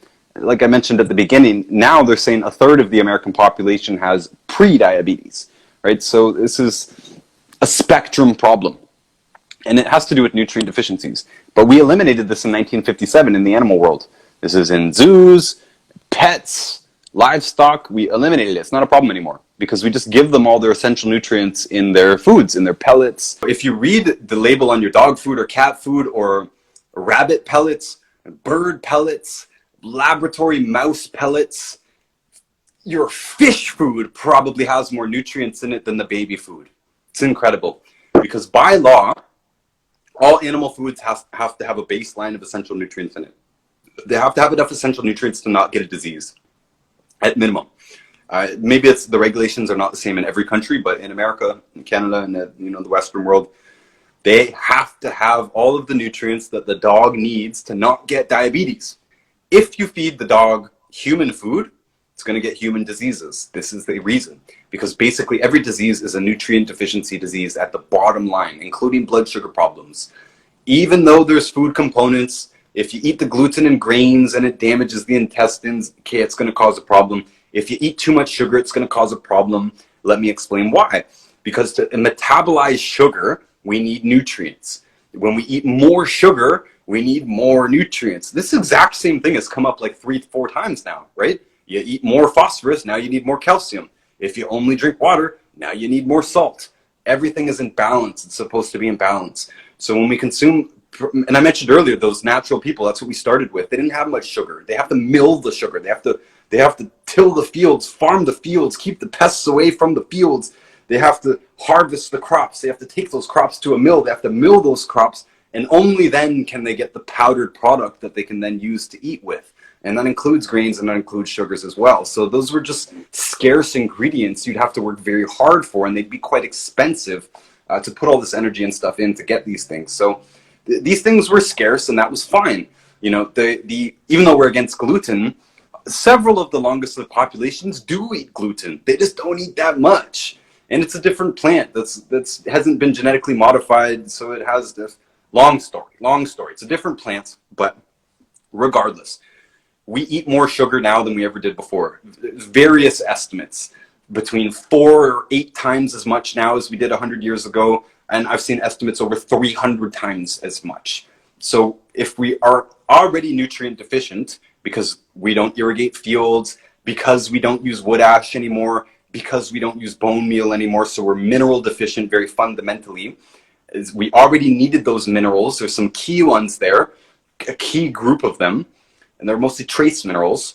So they're not uniformly in the food supply at all by any means, but we're already deficient in them. We need those nutrients to metabolize sugar correctly.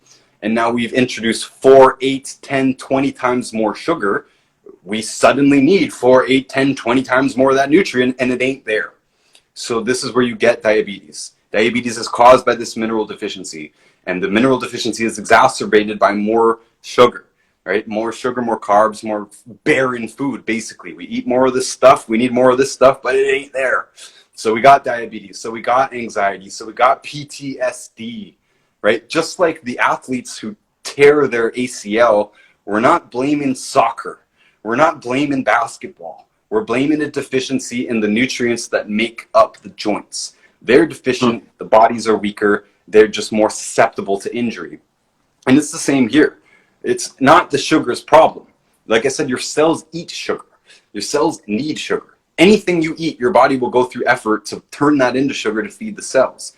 But this is a balance that we have just let go of, right? We're only supposed to have a little bit of this natural sugar, and then our body takes all the other stuff, the proteins and the fats, and it turns it into sugar as well. But we always needed the nutrients to metabolize it, and very simply, they just ain't there. So PTSD, like I was saying, trauma is not new to this world by any means, right? People have experienced wars and famines and rapes, and everybody, your parents are going to die, you know, like this, you're going to experience sadness and trauma and all this stuff. It's a natural part of life. But now we have PTSD as a brand new problem. Why? Because we put it in the same blood sugar category. It's not the trauma. And this goes for anxiety as well. Yes, the modern world is more stressful than it needs to be, but we can also be largely in control of that. There's lots of mental techniques that we can use to shut off our bad thoughts and, you know, replace them with good thoughts. We can deep breathe and relax ourselves. We can quit the stressful job. You know, if we live in a stressful place, you can move. You're not a tree. You're not stuck there. And stress is not new, right? We need stress. Stress gets us out of bed in the morning. Stress, we run away from the lion or whatever. You know, we need stress to address threats. We probably wouldn't do anything without stress. So stress is a natural part of life. Stress is not new. And even though our modern world is quite stressful, I imagine we'd be pretty stressed 200 years ago, the way they describe it as well. You know, guys like you and I would probably be drafted into the military and fighting in World War II a couple of generations ago, right? We wouldn't even have a choice. You think that's stressful? I think that's pretty freaking stressful, right? But those soldiers who came back from World War I and II in the trenches, you know, in horrible conditions, from what I can tell from reading about it, they didn't have PTSD. PTSD is a modern thing because the modern world is so catastrophically deficient that these problems are simply rampant. Like we said at the beginning, practically everyone has some problem, and the blood sugar problem is going to be one of those first things. This is why I'm writing a book on this right now, because this is like one of the problems that's plaguing society. And it's not just diabetes and, you know, the weight gain that's associated with it and the circulation problems that are associated with the blood sugar problem. We mentioned the hardening of the cell membrane. This causes a circulation problem. This is why people with blood sugar problems get gangrene in their legs. Neuropathy, it's called, right? Basically choked out veins. Where does it show up first? In the tiny veins. It shows up in numb fingers and toes. Neuropathy, pain, tingling. This is a circulation problem. It shows up in the eyes. People go blind because the eyes is full of tiny, tiny little veins. So these problems are rampant. Eyes degenerating later in life, probably mostly due to this blood sugar problem and the damage from oxidation. Double whammy problem, same problem caused by a food system that doesn't have enough nutrients in it to compensate for it. And to us, anxiety, depression, PTSD, autism, ADHD, ADD, bipolar, manic depressive disorder is literally all the exact same thing. There is a little bit of life stuff that contributes to it, but the bottom line is it's a nutrient deficiency. And, you know, it's worth saying that I myself was chronically depressed for my entire life up until only a few years ago, until I finally got a hold of this, where I could finally say, wow, you know, those books were right. There really is a light on the other side of this. You know, I thought I would be depressed my entire life. And it turns out I just needed to get hold of my blood sugar problem. And for a lot of people, this can be the biggest thing. I know, I'll wrap this up, we'll get to some questions, but I read so many of these self-help books trying to get myself out of depression, and I thought so many of them were just like, it almost made me angry, because they're like, oh, you just need to replace your bad thoughts with your good thoughts, and I'm like, nah, there's more to it. There's something fundamental going on here. There's a fundamental darkness hanging over me. There's a cloud that I just can't shake. What is it? In my life, it was blood sugar problem. Top yourself up on the nutrients, get off of the sugar. Last thought here, by the way, processed sugar, I consider it an addiction. If you want to break the addiction, you need to go cold turkey. Don't bother weaning off of it. Same with alcohol, by the way. I consider alcoholism, alcoholics, I consider them just addicted to the sugar. Alcoholics, it's dangerous if they just drop it. Honestly, in my opinion, it's not as bad. Switch to candy bars for a minute. Switch to dried dates and figs for a minute. Wean yourself down off of the sugar, because the body's literally running off the sugar instead of running off of the natural metabolism of the cells. We mentioned that energy drinks have these nutrients in them that are essential nutrients, and they say this is for energy. It is for energy. We're supposed to get energy from vitamins, amino acids, minerals, essential fatty acids. When we get proper nutrition, we're supposed to have proper energy, and we're supposed to have proper blood sugar metabolism, and these problems should very simply disappear. And if you are addicted to sugar, I would just drop it cold turkey. It takes about 2 weeks to completely break the addiction. Might be a little bit longer. Might go through withdrawals in that period. Again, if you've been addicted to candy bars or soda, you might switch to dried fruits for a little while. I mentioned dry because they're higher glycemic. They spike the blood sugar more than regular fruits. And they're cheap and they're abundant. You can get them anywhere. I love dates and figs, particularly because they don't have preservatives and because I love the taste. Add a little bit of butter or another fat. I love butter. Salted butter, even better. Remember I mentioned that sugar cravings, you can trick that. Well, actually, you're being tricked. You can give your body the minerals and the protein instead. And the butter, by the way, it mitigates some of this. So the glycemic spike, the spike in blood sugar that you can get from dried fruits, adding some butter and some salt should lessen that. The spike should be less. But either way, if you're addicted to candy bars, get off of it. Switch to dried fruits for a while instead. Wean down too, because you shouldn't be eating that many of them, but it's better than candy bars. Same with the alcoholics. Better than alcohol, switch to candy bars, or switch to dried fruits or something that's much, much better, because then at least you're not getting the double whammy of consuming alcohol at the same time as consuming the sugar, right? At least you're dropping one of those. Now you deal with just the sugar problem, wean it down, should no longer be addicted to sugar anymore. It's going to be one of the main things to get a hold of a blood sugar problem.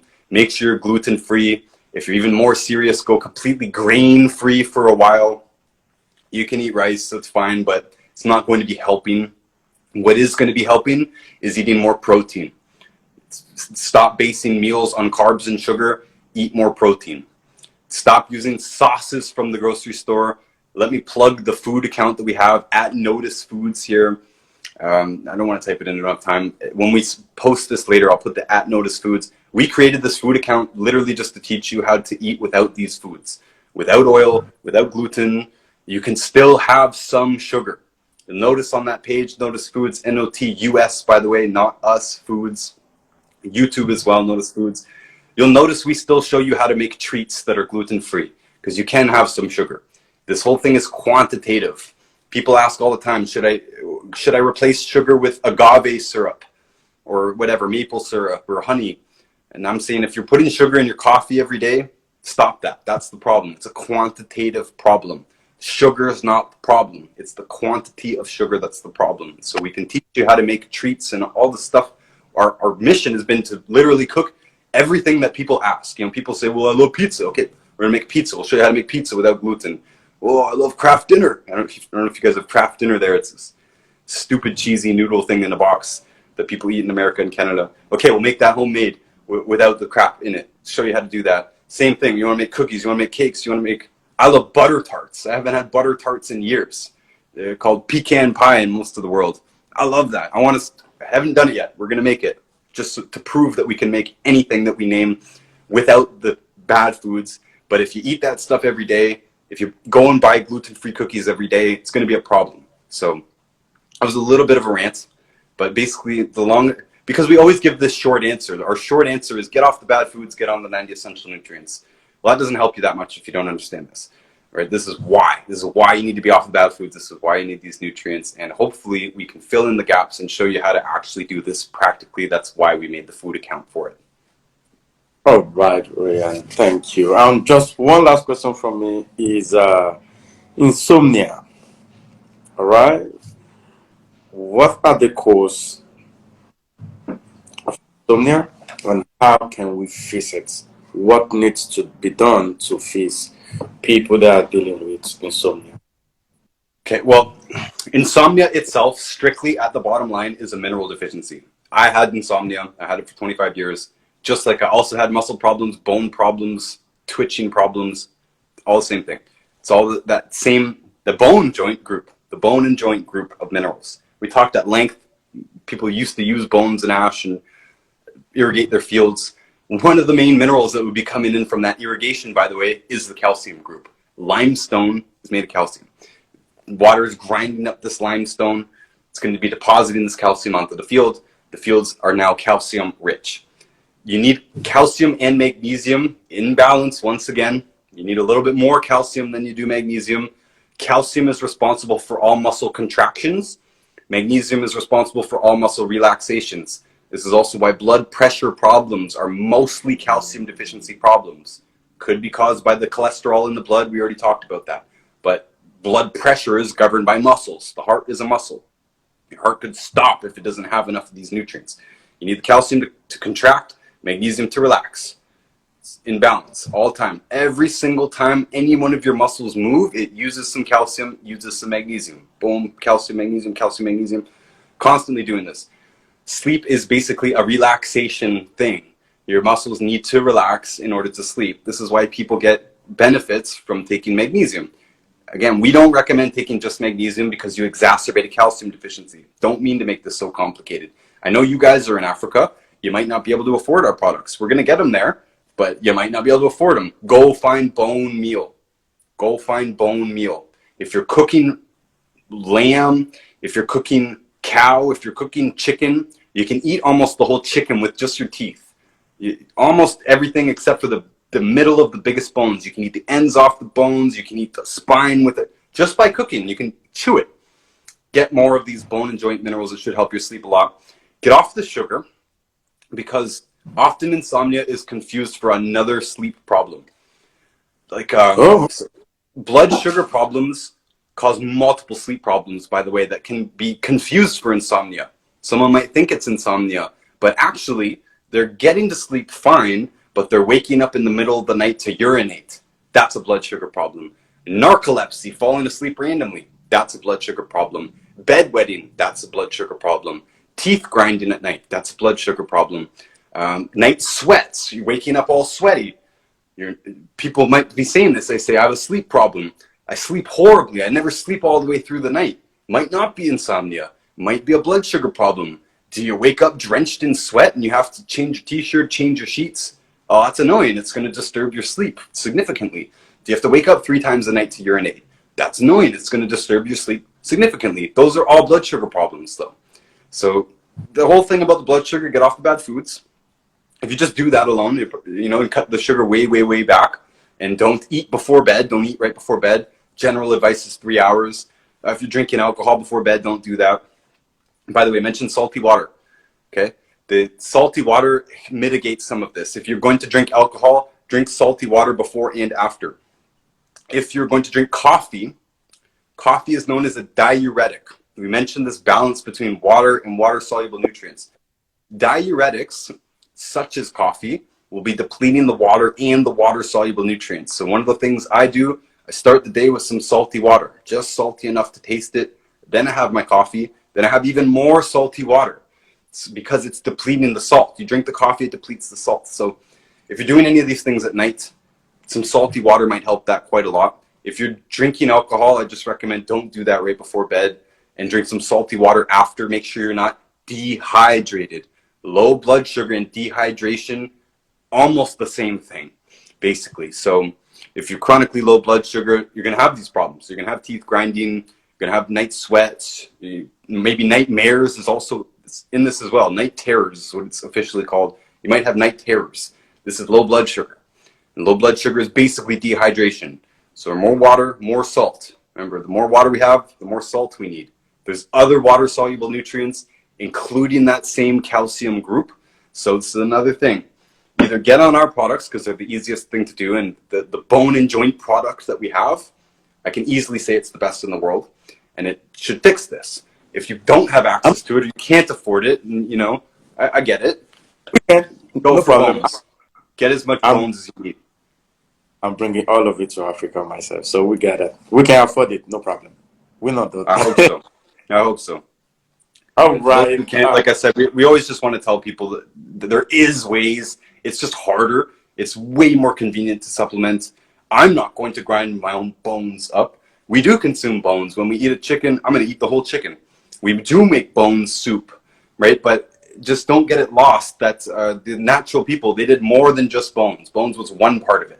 They did the bones, they did the ash, they did the irrigation, they did the low-calorie lifestyle. They didn't eat a whole bunch of processed sugar, etc. So in the modern world, it's way easier to actually supplement. If you can't do it, you better get some more bones in you. A lot. Basically as much as you physically can. Hopefully that's filling in enough of these minerals so that you can sleep properly, because sleep is a muscle problem.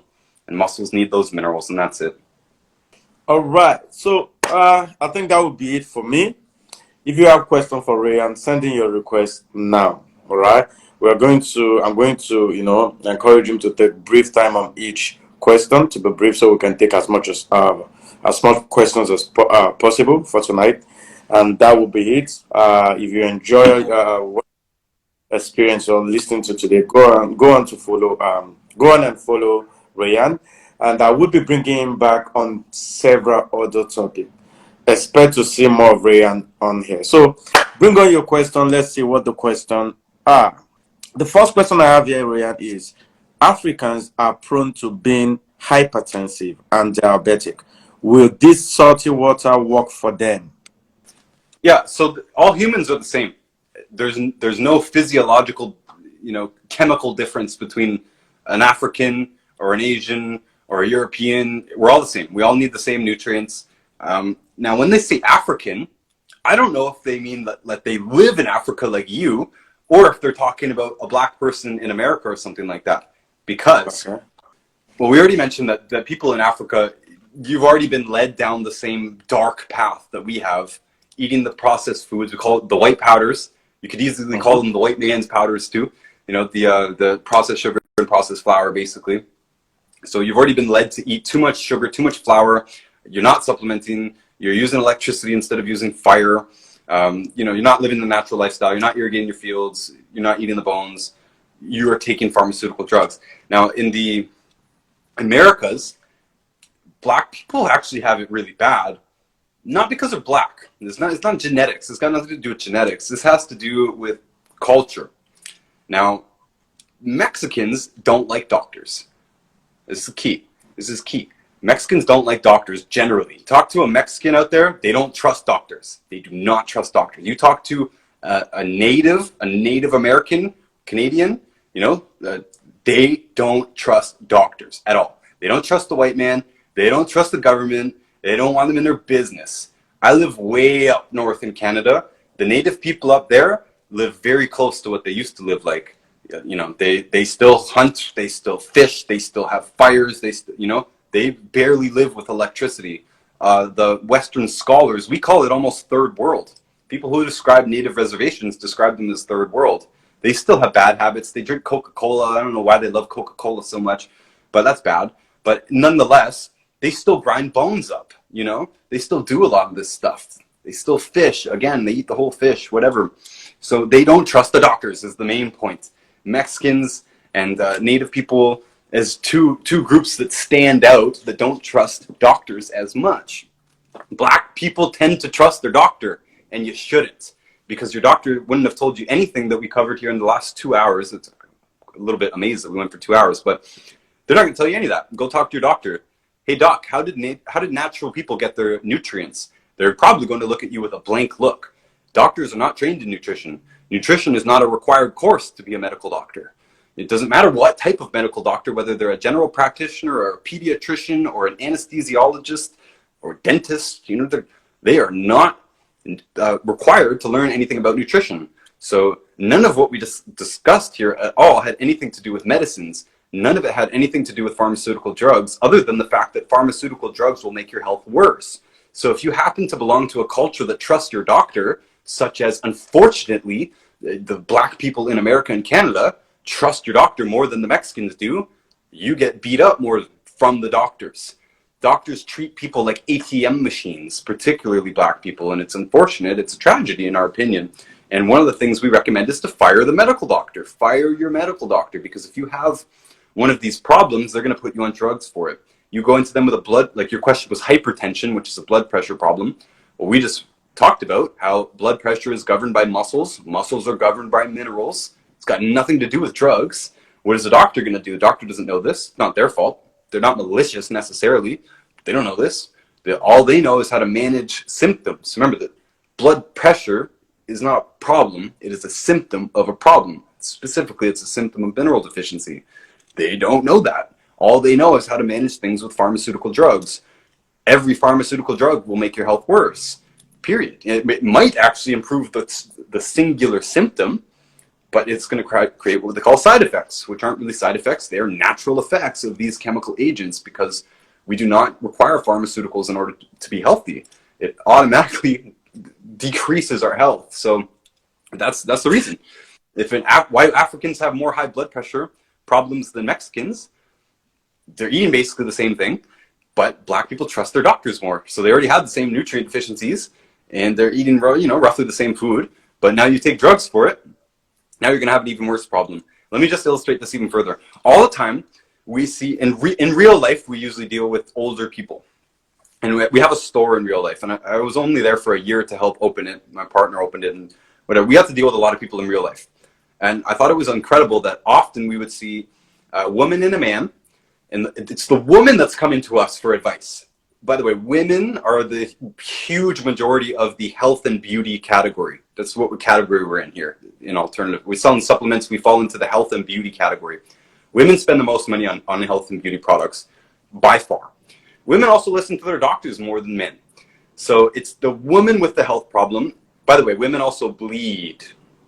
Your blood and your sweat, these are nutrient soups. All the nutrients that are in your blood, you lose them through sweat, and if you bleed, you menstruate, you need to replenish more. So women actually have more nutrient demands. And women also build children in their bellies. You build a whole human being. What is that human being made of? It's made of minerals and nutrients, right? So a woman who has children is way more nutrient deficient than the man who sleeps next to them in the same bed and eats the same food. And this is why postpartum depression is so common, right? Postpartum, after the pregnancy, after the birth.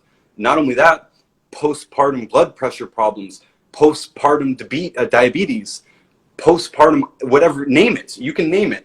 It's very, very common for women to be diagnosed with these problems after pregnancy, because you've just experienced your biggest nutrient demand of your life, building a whole human being in your body.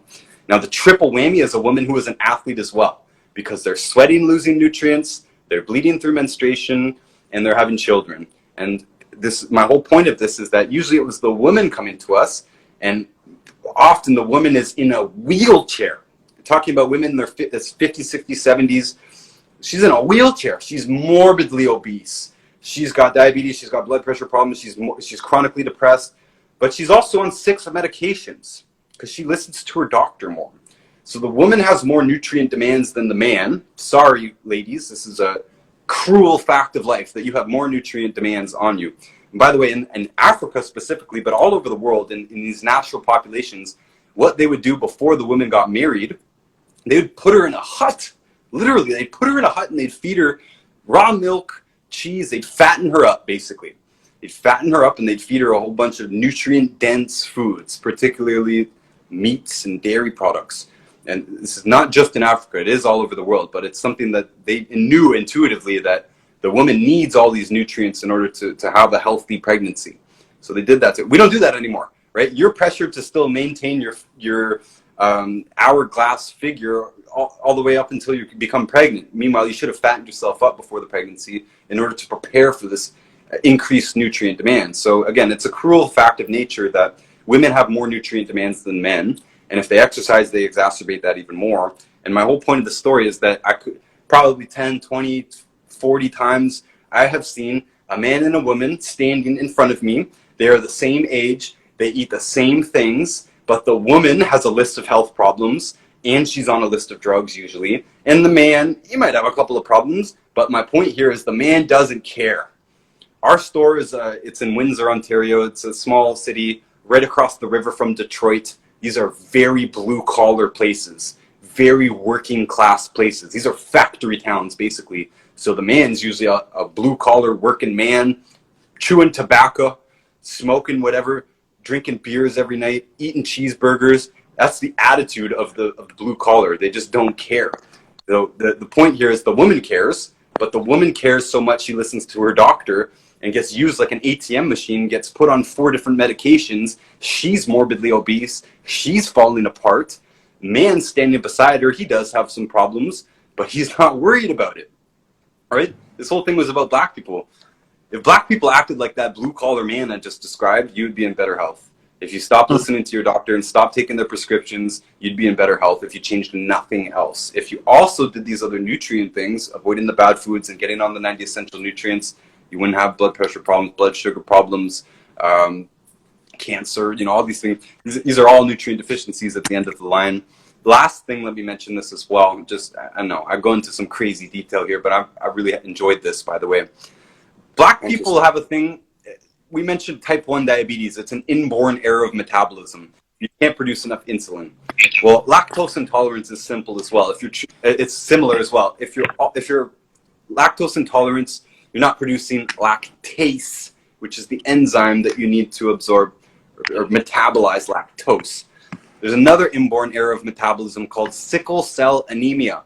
Now, they say that this disease is a disease of black people. It's a lie. It's a lie. I don't know why it's a lie. I don't know why they do this. If you're a white person and you go into the doctor and you have the exact same problem, they will call it thalassemia. Thalassemia. So these black people have been led, and I don't know why black people are singled out, by the way. Black people have been led to believe that you have all these special genetic diseases. That black people are more susceptible to diabetes. You hear this stuff. Black people are more genetically susceptible to blood pressure problems, diabetes. They got this disease that's just for them, sickle cell anemia. They say, oh, white people don't get sickle cell anemia. I don't know why they do this again. Maybe they get paid more in insurance to treat sickle cell than they do thalassemia, but it's BS, basically. It's BS, and it's BS from the medical system. So that's the very long answer for the very short explanation that if you trust your doctor, they're going to treat you like an ATM machine. They're going to give you drugs. None of those drugs, none of those surgeries, none of those tests are actually addressing the problem in any way, shape, or form. And if you merely took yourself away from the medical system, you will be much, much healthier, like those Native Americans or the Mexicans who just don't trust the government and don't listen to them. Thank you. All right, like I said, whoever had a question, a request, let's get your question. All right, if you have a question, send in a request. I'll bring you on. Hi, Benita, how are you doing? Very well, Kelly. Thank you. Hi, Ryan. Thank you so much. Wow, this is so interesting. Like, you really touch everywhere. Like, I have so many questions for you, but I'm just gonna keep it to maybe one, and if the host will permit me to. My question was going to be on something else, but you just touched something that really ticked me right now, which is sickle cell. So I think I'm going to leave the first question and stick to sickle cell because that is something huge for me. So what do you think is the best approach for sickle cell? We have lots of sickle cell, and again, thalassemia people. By the way, if you're an Asian or something, I have no idea what they're going to diagnose you with if you go into the doctor and you have a sickle cell. They say sickle cells for black people and thalassemias for white people. Right. So who knows what they call it if you're an Asian person. But if you have this problem, We know plenty of these people who don't have to have an episode. Basically, not the only problem, but the main problem with someone who has sickle cell is that they will have these episodes where they have to go into the hospital. Interestingly, we talked about salt. One of the first things that they do when you go into a hospital is they put a needle in your vein, an IV. It's probably got saline in it. It's probably got salt in it. It's crazy, crazy. So you can bypass that by giving yourself enough salt, and that actually might be the trigger. The lack of salt might be the trigger for the episode. I can't say that for sure, but anytime I hear, I know it's salt, right? And there should be a level of righteous indignation when you learn about this. Like, I lived in pain for 25 years. I'm pretty angry actually that the medical establishment, couldn't figure out that I was missing a couple of minerals. When we've been giving these minerals to livestock for 1,000 years, and I suffered in pain for this, and every single day, not most, or that I just accidentally said most, but every single day we change lives by telling people about salt, because it's such an important nutrient. Anytime I hear chronic fatigue, dizziness, nausea, lots of panic attacks, right? To me, these are critical deficiencies of electrolytes. We mentioned radiation, and we are not going to have time to go fully into it, but we are electrical beings. Salt is the primary electrolyte. It's an electrical mineral. It's an electrical nutrient. We mentioned that as nutrients are absorbed into plants, they are converted into a smaller electrically charged particle. This is important because we are electrical beings. Salt is the primary source of these electrical minerals. And people are having trouble with fainting, weakness, and lightheadedness and all this stuff. It probably is just salt deficiency. All of those other bone minerals that we mentioned, those are all water-soluble nutrients as well. All water-soluble and electrolyte is basically the same thing. So the main ones here are going to be the salts, the B vitamin C, those are all water-soluble, as well as the bone and joint mineral group, calcium, magnesium, boron, strontium. So if I don't know where you are in the world, but if you got onto any of our products, especially like the Beyond Tangy Tangerine, has a lot of these electrolyte vitamins in it, the B vitamins. I think the FDA just allowed us to suddenly put more B vitamins in per serving, so I think we got 40,000% of B12 of the daily recommendation of B12. Don't let that scare you. It's just the FDA recommendation is so low. The point is to top up on these nutrients. And we tried to do most of this whole talk without mentioning specific products. This is why salt is one of the, grab some salt if you're having some sort of an episode, if you're feeling faint, if you're feeling lightheaded, if you're feeling dizzy. Chances are some salty water, just salty enough for you to taste, chances are that'll stop it in its tracks. And B vitamins, you can eat fruit, you can eat meat, you can supplement. Any of our basic programs, any of our basic supplement packages are going to be loaded with these water-soluble nutrients. And the plain fact is that somebody who who's been diagnosed with sickle cell or thalassemia should never have to go to the hospital. Now, since it's an inborn error of metabolism, you might have a lower life expectancy by a few years. We don't know. We don't have this data. We can't possibly have this data, basically. But you shouldn't have to go to the hospital. We know plenty of people who are, quote, sickle cell patients, and they never have to go into the hospital because they don't actually go into a hospital for a sickle cell problem. They usually go in, again, for things like faintness and lightheadedness. And part of this is the training that they've been told they have a disease, right? And that's a big, scary word. You got a disease, so hey, if you feel anything weird. May I interject a bit? May I interject? Yep. Ryan, may I interject a bit? How about when they are in crisis, that severe pain and all that? That is mostly when they're being rushed to the hospital. What's the symptom there? Sorry, I didn't catch it. The pain, the crisis, when they have the severe pain. What are they going to give you in the hospital, right? Painkillers? The painkillers, yeah. Morphine, So that will stop the pain. That will stop the Yeah. There's nothing more powerful than morphine for stopping the pain. But the pain is probably not because of the sickle cell itself. The pain is probably because of these other nutrient deficiencies, particularly that bone and joint group. And it almost always goes back to salt because none of these nutrients can even be absorbed without salt. Right. So having the salt in your daily life topped up so your stomach acid is nice and strong, you should be absorbing enough nutrients, especially for supplementing, or you shouldn't have the pain. But yeah, if you have a pain episode and it's catastrophic, it's unbearable, morphine is fine. It's just that if it's happening all the time, it's telling you that there's a Right. chronic nutrient deficiency there. And like I said, part of what I was saying is that the problem is the training here. You've been told you got a disease, so you think, okay, I'm having some pain, maybe I'm having heart palpitations, also an electrolyte deficiency, maybe I'm having dizziness, maybe I have. You think, oh, it's because of my disease, right? This is what we don't want you to think. We want you to look for the nutritional explanation. And if the best that they can do for you is painkillers, that's not the worst in the world, right? Just don't let them put you on immune suppressing drugs. And if you have other problems, don't let them think that, oh, Right. it's because you're sickle cell. That's why you got high blood pressure. Don't worry, we'll put you on a blood pressure drug. Oh, don't worry, you're genetically susceptible to blood sugar problems. We'll put you on a blood sugar drug as well. All of this, right? So someone with an inborn error of metabolism, like the type 1, they can't produce insulin, period. We can't help that. But we can improve every other symptom. We can improve every other metric that they have. We can improve their blood sugar generally. We can relieve their pain generally by not having it be caused by nutrient deficiencies. We can get rid of the migraines by getting rid of the foods that cause it. So the type 1 will always need insulin. We can't escape that. But again, we can improve everything else. The type 1 probably does have a lower life expectancy, but in my opinion, it doesn't have to be catastrophically lower. They should still be able to live, a long, healthy life without episodes, Yeah, that makes without sense. Yeah. pain. And it should be the same with sickle cell as well. We don't have an excellent data set here, of course, but that is my belief. And there's so many people that we know on these programs that they don't have episodes anymore. They don't have the pain anymore. They don't have the blood sugar spikes anymore, or the blood pressure problems anymore. So it's get on top of all these things. And by the way, we always say our basic protocol usually covers most people. This is our basic advice. We haven't gone any further past our basic advice yet. This is just getting off the bad foods, getting on the 90 essential nutrients.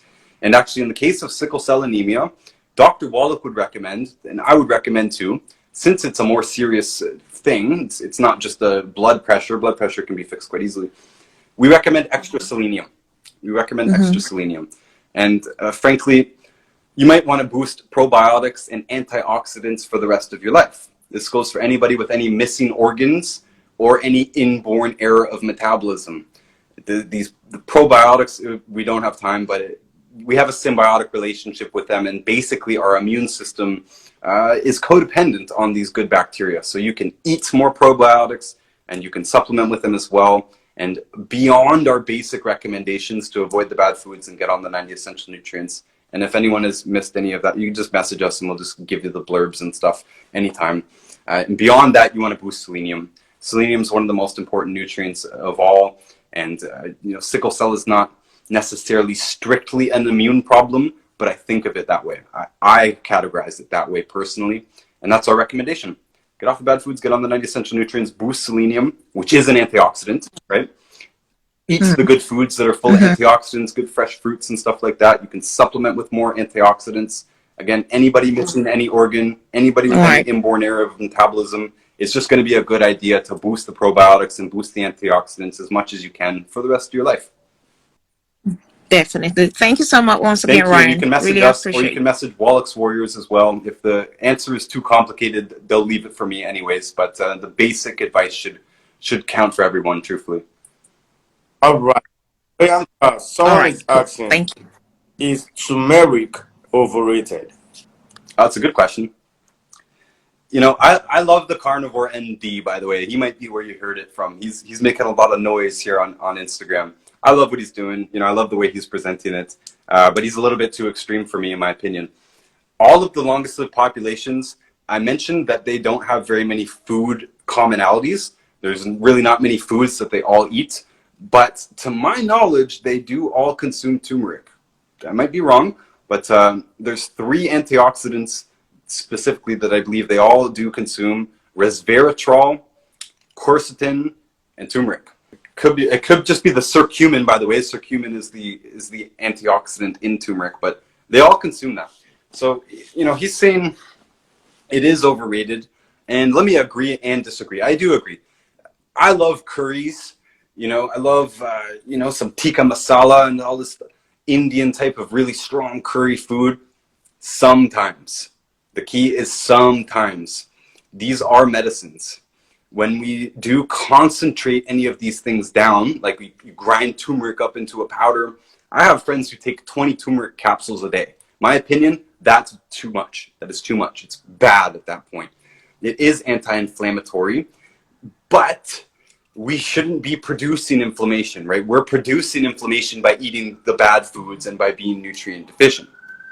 So we shouldn't need all this anti-inflammatory stuff.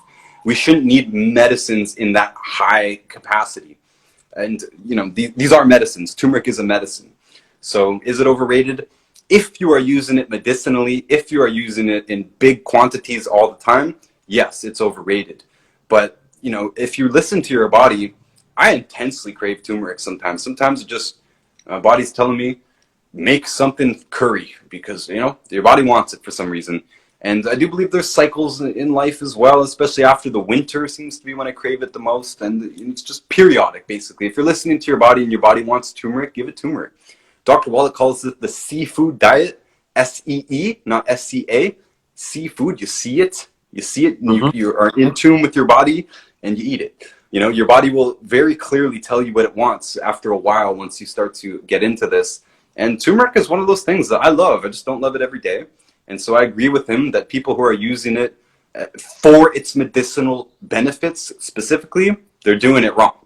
Now, also for antioxidants, it is an antioxidant, but we don't need any one specific antioxidant other than the essential nutrients, right? Some of the essential nutrients are antioxidants: selenium, zinc, vitamin C, vitamin E, etc. These are all antioxidants themselves. And there's also antioxidants produced in foods. And turmeric is a good one. You know, it is a good one. Can it be problematic in high doses? Yes, it can be. And we've given a little bit too long of answers now, but I think that's a sufficient answer. It's you don't need it every day. So, Rian, we wouldn't want to take so much of your time. How are we doing on time? I mean, please let us know if you have to leave because it's been amazing time on here, and I believe we have more time to, you know, have discussions like this. So, how much more time do you think you have? Let's take one more question. One more question. Okay, awesome. So, for one more question, someone is asking, how do you manage allergies in the most natural way? And then she said dermatitis and papilla. What was the end of that? She's asking, how do you manage allergies? I think I pinned the question, by the way. How do you manage allergies, dermatitis, and papilla in the most natural way? Okay, we mentioned, I can't see it. I was looking for the pin. Okay, we mentioned scurvy earlier. Scurvy is a direct result of a nutrient deficiency. You are missing vitamin C, you immediately start to show symptoms that we call scurvy. So it's the first thing that happens, basically. Allergies are the end stage of an unhealthy body. And there's multiple end stage problems. Allergies is one of them that's not as serious as some of the other ones. Cancer, autoimmune diseases, these are end stage things. You don't just miss one thing and then get cancer tomorrow. That's not how it works. You have to have multiple problems chronically. You have to have multiple problems for a long time before it really cascades into a catastrophic problem, a catastrophic failure, a system failure. And this is what allergies are, basically. They're a weak immune system. And most of those, all of the essential nutrients are required to have a healthy immune system. We mentioned probiotics. Probiotics are absolutely mandatory to have a healthy immune system. All of the bad foods that we've talked about, and even the rest of our list, it's not that long of a list, but all of them attack the body in some way. All of them burden the body in some way. So you've got the combination of bad foods, nutrient deficiencies. The result in the end is a weakened immune system. And I don't like it when people promote, turmeric is a good example. We just brought up turmeric. Turmeric is one of those things where people say, if you have hay fever or cat allergies or seasonal allergies, you take turmeric and it'll help because it's anti-inflammatory. They're blaming the inflammation, but it's not an inflammatory problem per se. The inflammation or the sensitivity, this is a result of a weakened immune system. By the way, it's not an allergy either. It's a misnomer. I don't know why they call it allergies. If you have a real allergy, that means you require an EpiPen. It means it's life-threatening, basically. It's anaphylactic is the real word. To me, those are the only things that are truly allergies. Everything else is an environmental sensitivity. This is pollen, hay fever, cat sensitivity. Again, unless you need an EpiPen, it's not a real allergy in my opinion. So put real allergies aside because it's a whole different thing. But if you got seasonal allergies, or you got cat sensitivities or something like that, but dust, pollen, all this stuff, this is all just the end stage of a weakened immune system. Now, one of the hard parts that people have with this is we've been trained to seek solutions for the problems immediately. We've been trained to seek immediate solutions. So you take an antihistamine and it relieves the symptoms immediately, but it doesn't fix the problem. It doesn't address the problem, right? The antihistamine will be causing new problems, new side effects. It'll be weakening the system further, etc. And it's just unfortunate that we're looking for fast results because these end stage things, environmental sensitivities, cancer, autoimmune, all this stuff, this is the result of many problems over a long period of time. So when you make these corrections, getting off the bad foods, getting on the 90 essential nutrients, if you wanted to go extra, it'd be the exact same advice as the sickle cell, extra probiotics, extra antioxidants. You're still not going to see a result with that next week. Probably not. The fastest I've ever seen people report results that like, hey, I didn't get any hay fever this year, we're talking about a month or more, right? And just this is outside of our training as citizens. We've been trained, hey, if we have a problem, go to the doctor. It's like letting your engine seize up because you didn't change the oil, going to the mechanic when it breaks. When we're recommending doing the oil changes regularly. If you haven't done the oil changes regularly, it's going to take a while to fix this problem. It's going to take a while to top the body up on nutrients. It's going to take a while to clear out the digestion system, rebuild it back up, again, by avoiding the bad foods, by using enough salt so the stomach acid is strong enough, by using probiotics and boosting up your colonies of your good microbiome, your gut flora. The end result of this, it might take a whole year, but it is very common that people start on the program this year and then next year they don't have an environmental sensitivity that they would have called an allergy. So that's the main thing to remember. If you're seeking a short-term solution to a long-term problem, bound to fail, right? This is a long-term problem, so it requires a long-term solution. It's going to require topping the body up over the long term. It's going to require being off the bad foods all the time, being off of gluten all the time specifically. But the whole list of the bad foods, again, they're attacking the body in some way, weakening the body in some way, and the immune system is either going to be strong as a result of a healthy body or it's going to be weak as a result of an unhealthy body. All right, Ryan. It's been incredible 2.5 hours. I enjoyed a little bit of it, and I can see the comment is buzzing. I like to believe everyone else enjoyed themselves and they learned a thing or two. Ryan, thank you so much for coming on, my brother. I will discuss with you after the show on what to do next. Guys, Ryan, I'll just ask you to close it up. How can people wanting to get your books, how would they get your books? I was able to get your books on Amazon, okay? And for those who would like to get a copy, you can have your copy shipped to you, or you can even buy it on Kindle. But I'll give it to you, Rayan. Please, how do we get your books, especially books on health? I think I'm currently reading The Fake Disease, or Fake Diseases, sorry. That is the one I'm currently reading at the moment. I was just through reading Everything the Government Do for Us is Bad. I've just done reading that. So I'm asking you, if people want to get your books, how would they get your books? Go ahead. Well, thank you so much for having me, and thank you for everybody who's watched this far, especially those who end up watching the saved version of this and make it all the way to the end. You are awesome. If you want to look at any of my books, you want to buy any of my books, I have a website, noticebooks.org. Notice is spelled not us books.org. All of my books are there. Amazon, anywhere in the world, whatever, if Amazon is available to you, they should be able to send the books to you. But I've also made audio books in video versions, and the audio and video is always free. You can find all of that on my website, noticebooks.org, hard copies and the free versions as well. All right, Ryan. Thank you so much. Any other thing you'd like to add? Please go on. Go ahead, Ryan. Any other thing you'd like to add? I know that our message can sound overly simplistic sometimes when we say just get off the bad foods and just get on the 90 essential nutrients. Truth is that does work for most people. And I also realize it can get too complicated sometimes. And we went into an extraordinary amount of detail here today. And I hope that the simplicity isn't lost, that truly the main part of this is just getting off the bad foods, getting on the 90 essential nutrients in some capacity. We're even doing half of this will probably improve your life, but we still recommend all of it. Don't get overwhelmed. Don't stop learning about this as well. I wouldn't even recommend just doing the protocol without continuing to learn about this, because you do want to understand this. You do want to teach your children this. You want to teach your friends this in some capacity. Like we said at the beginning, I don't want to live in a world where all my friends complain about aches and pains, and the girls getting miscarriages, and the mums got osteoporosis. We need to spread this information so that we have a better world. Don't get overwhelmed by the complexity, and don't get too caught up in the simplicity either. Implement the changes. There's not that many of them. Learn about the reasons why, and hopefully your life is better and we can improve the world around us.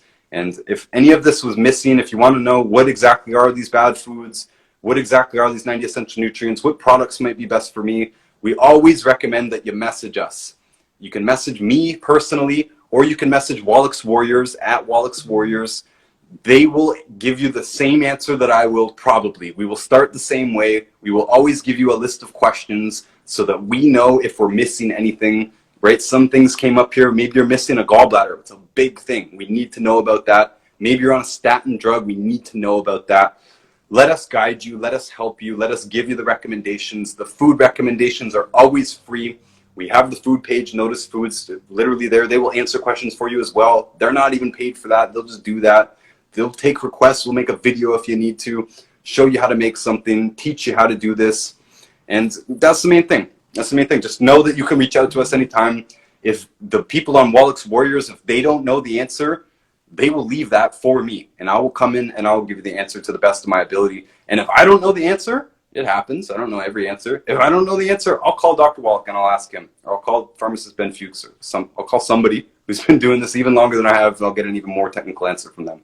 All right. I think that will be it for tonight. Correct? Yeah, it's late for you too. It's got to be late there. It's got to be like 10 o'clock there.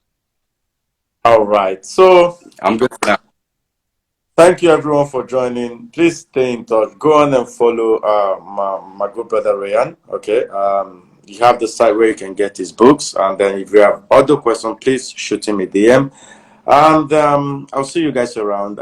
We'll still be having Rayan around pretty soon. Thank you guys for joining. Please follow the page, encourage the page, share the live, and we're out. Thank you guys. Have a good day. And definitely check out my book, Fake Diseases. It covers all of the major topics that come up, like birth defects, blood sugar problems, bone and joint problems, cancer, autoimmune problems, and more. And it's on Amazon for just $9.99. Definitely get yourself a copy of Dr. Wallach's cookbook. This is basically a textbook teaching you everything you know about how to cook without the bad foods, particularly oil and gluten, and all of the other problematic things on the list. This is 300 pages stuffed full of recipes, every traditional recipe that you could think of, and modern dishes without the bad foods that they're usually made from. And of course, make sure to check out our food page, Notice Foods, that's on YouTube, and at Notice Foods on Instagram. We have a lot of content up there teaching you how to cook without the bad foods that Dr. Wallach describes, and Dr. Glidden's 12 bad foods, all of that, all of the rules that you need to know. And we have experienced chefs and bakers who will answer the questions in those inboxes. And I've also published a book in response to some of Dr. Wallach's criticisms, including the major articles that have been written against him on the internet. So if you are a Dr. Wallach fan or a longevity distributor, I definitely recommend having this book in your toolkit. I'm very excited to announce my newest book, Everything the Government Does is Bad for Us. And you can get the paperback on Amazon for just $9.99. And you can find the video read-along version or the audiobook on my website, noticebooks.org. And all of my books, audiobooks, and links are available on my website, noticebooks.org.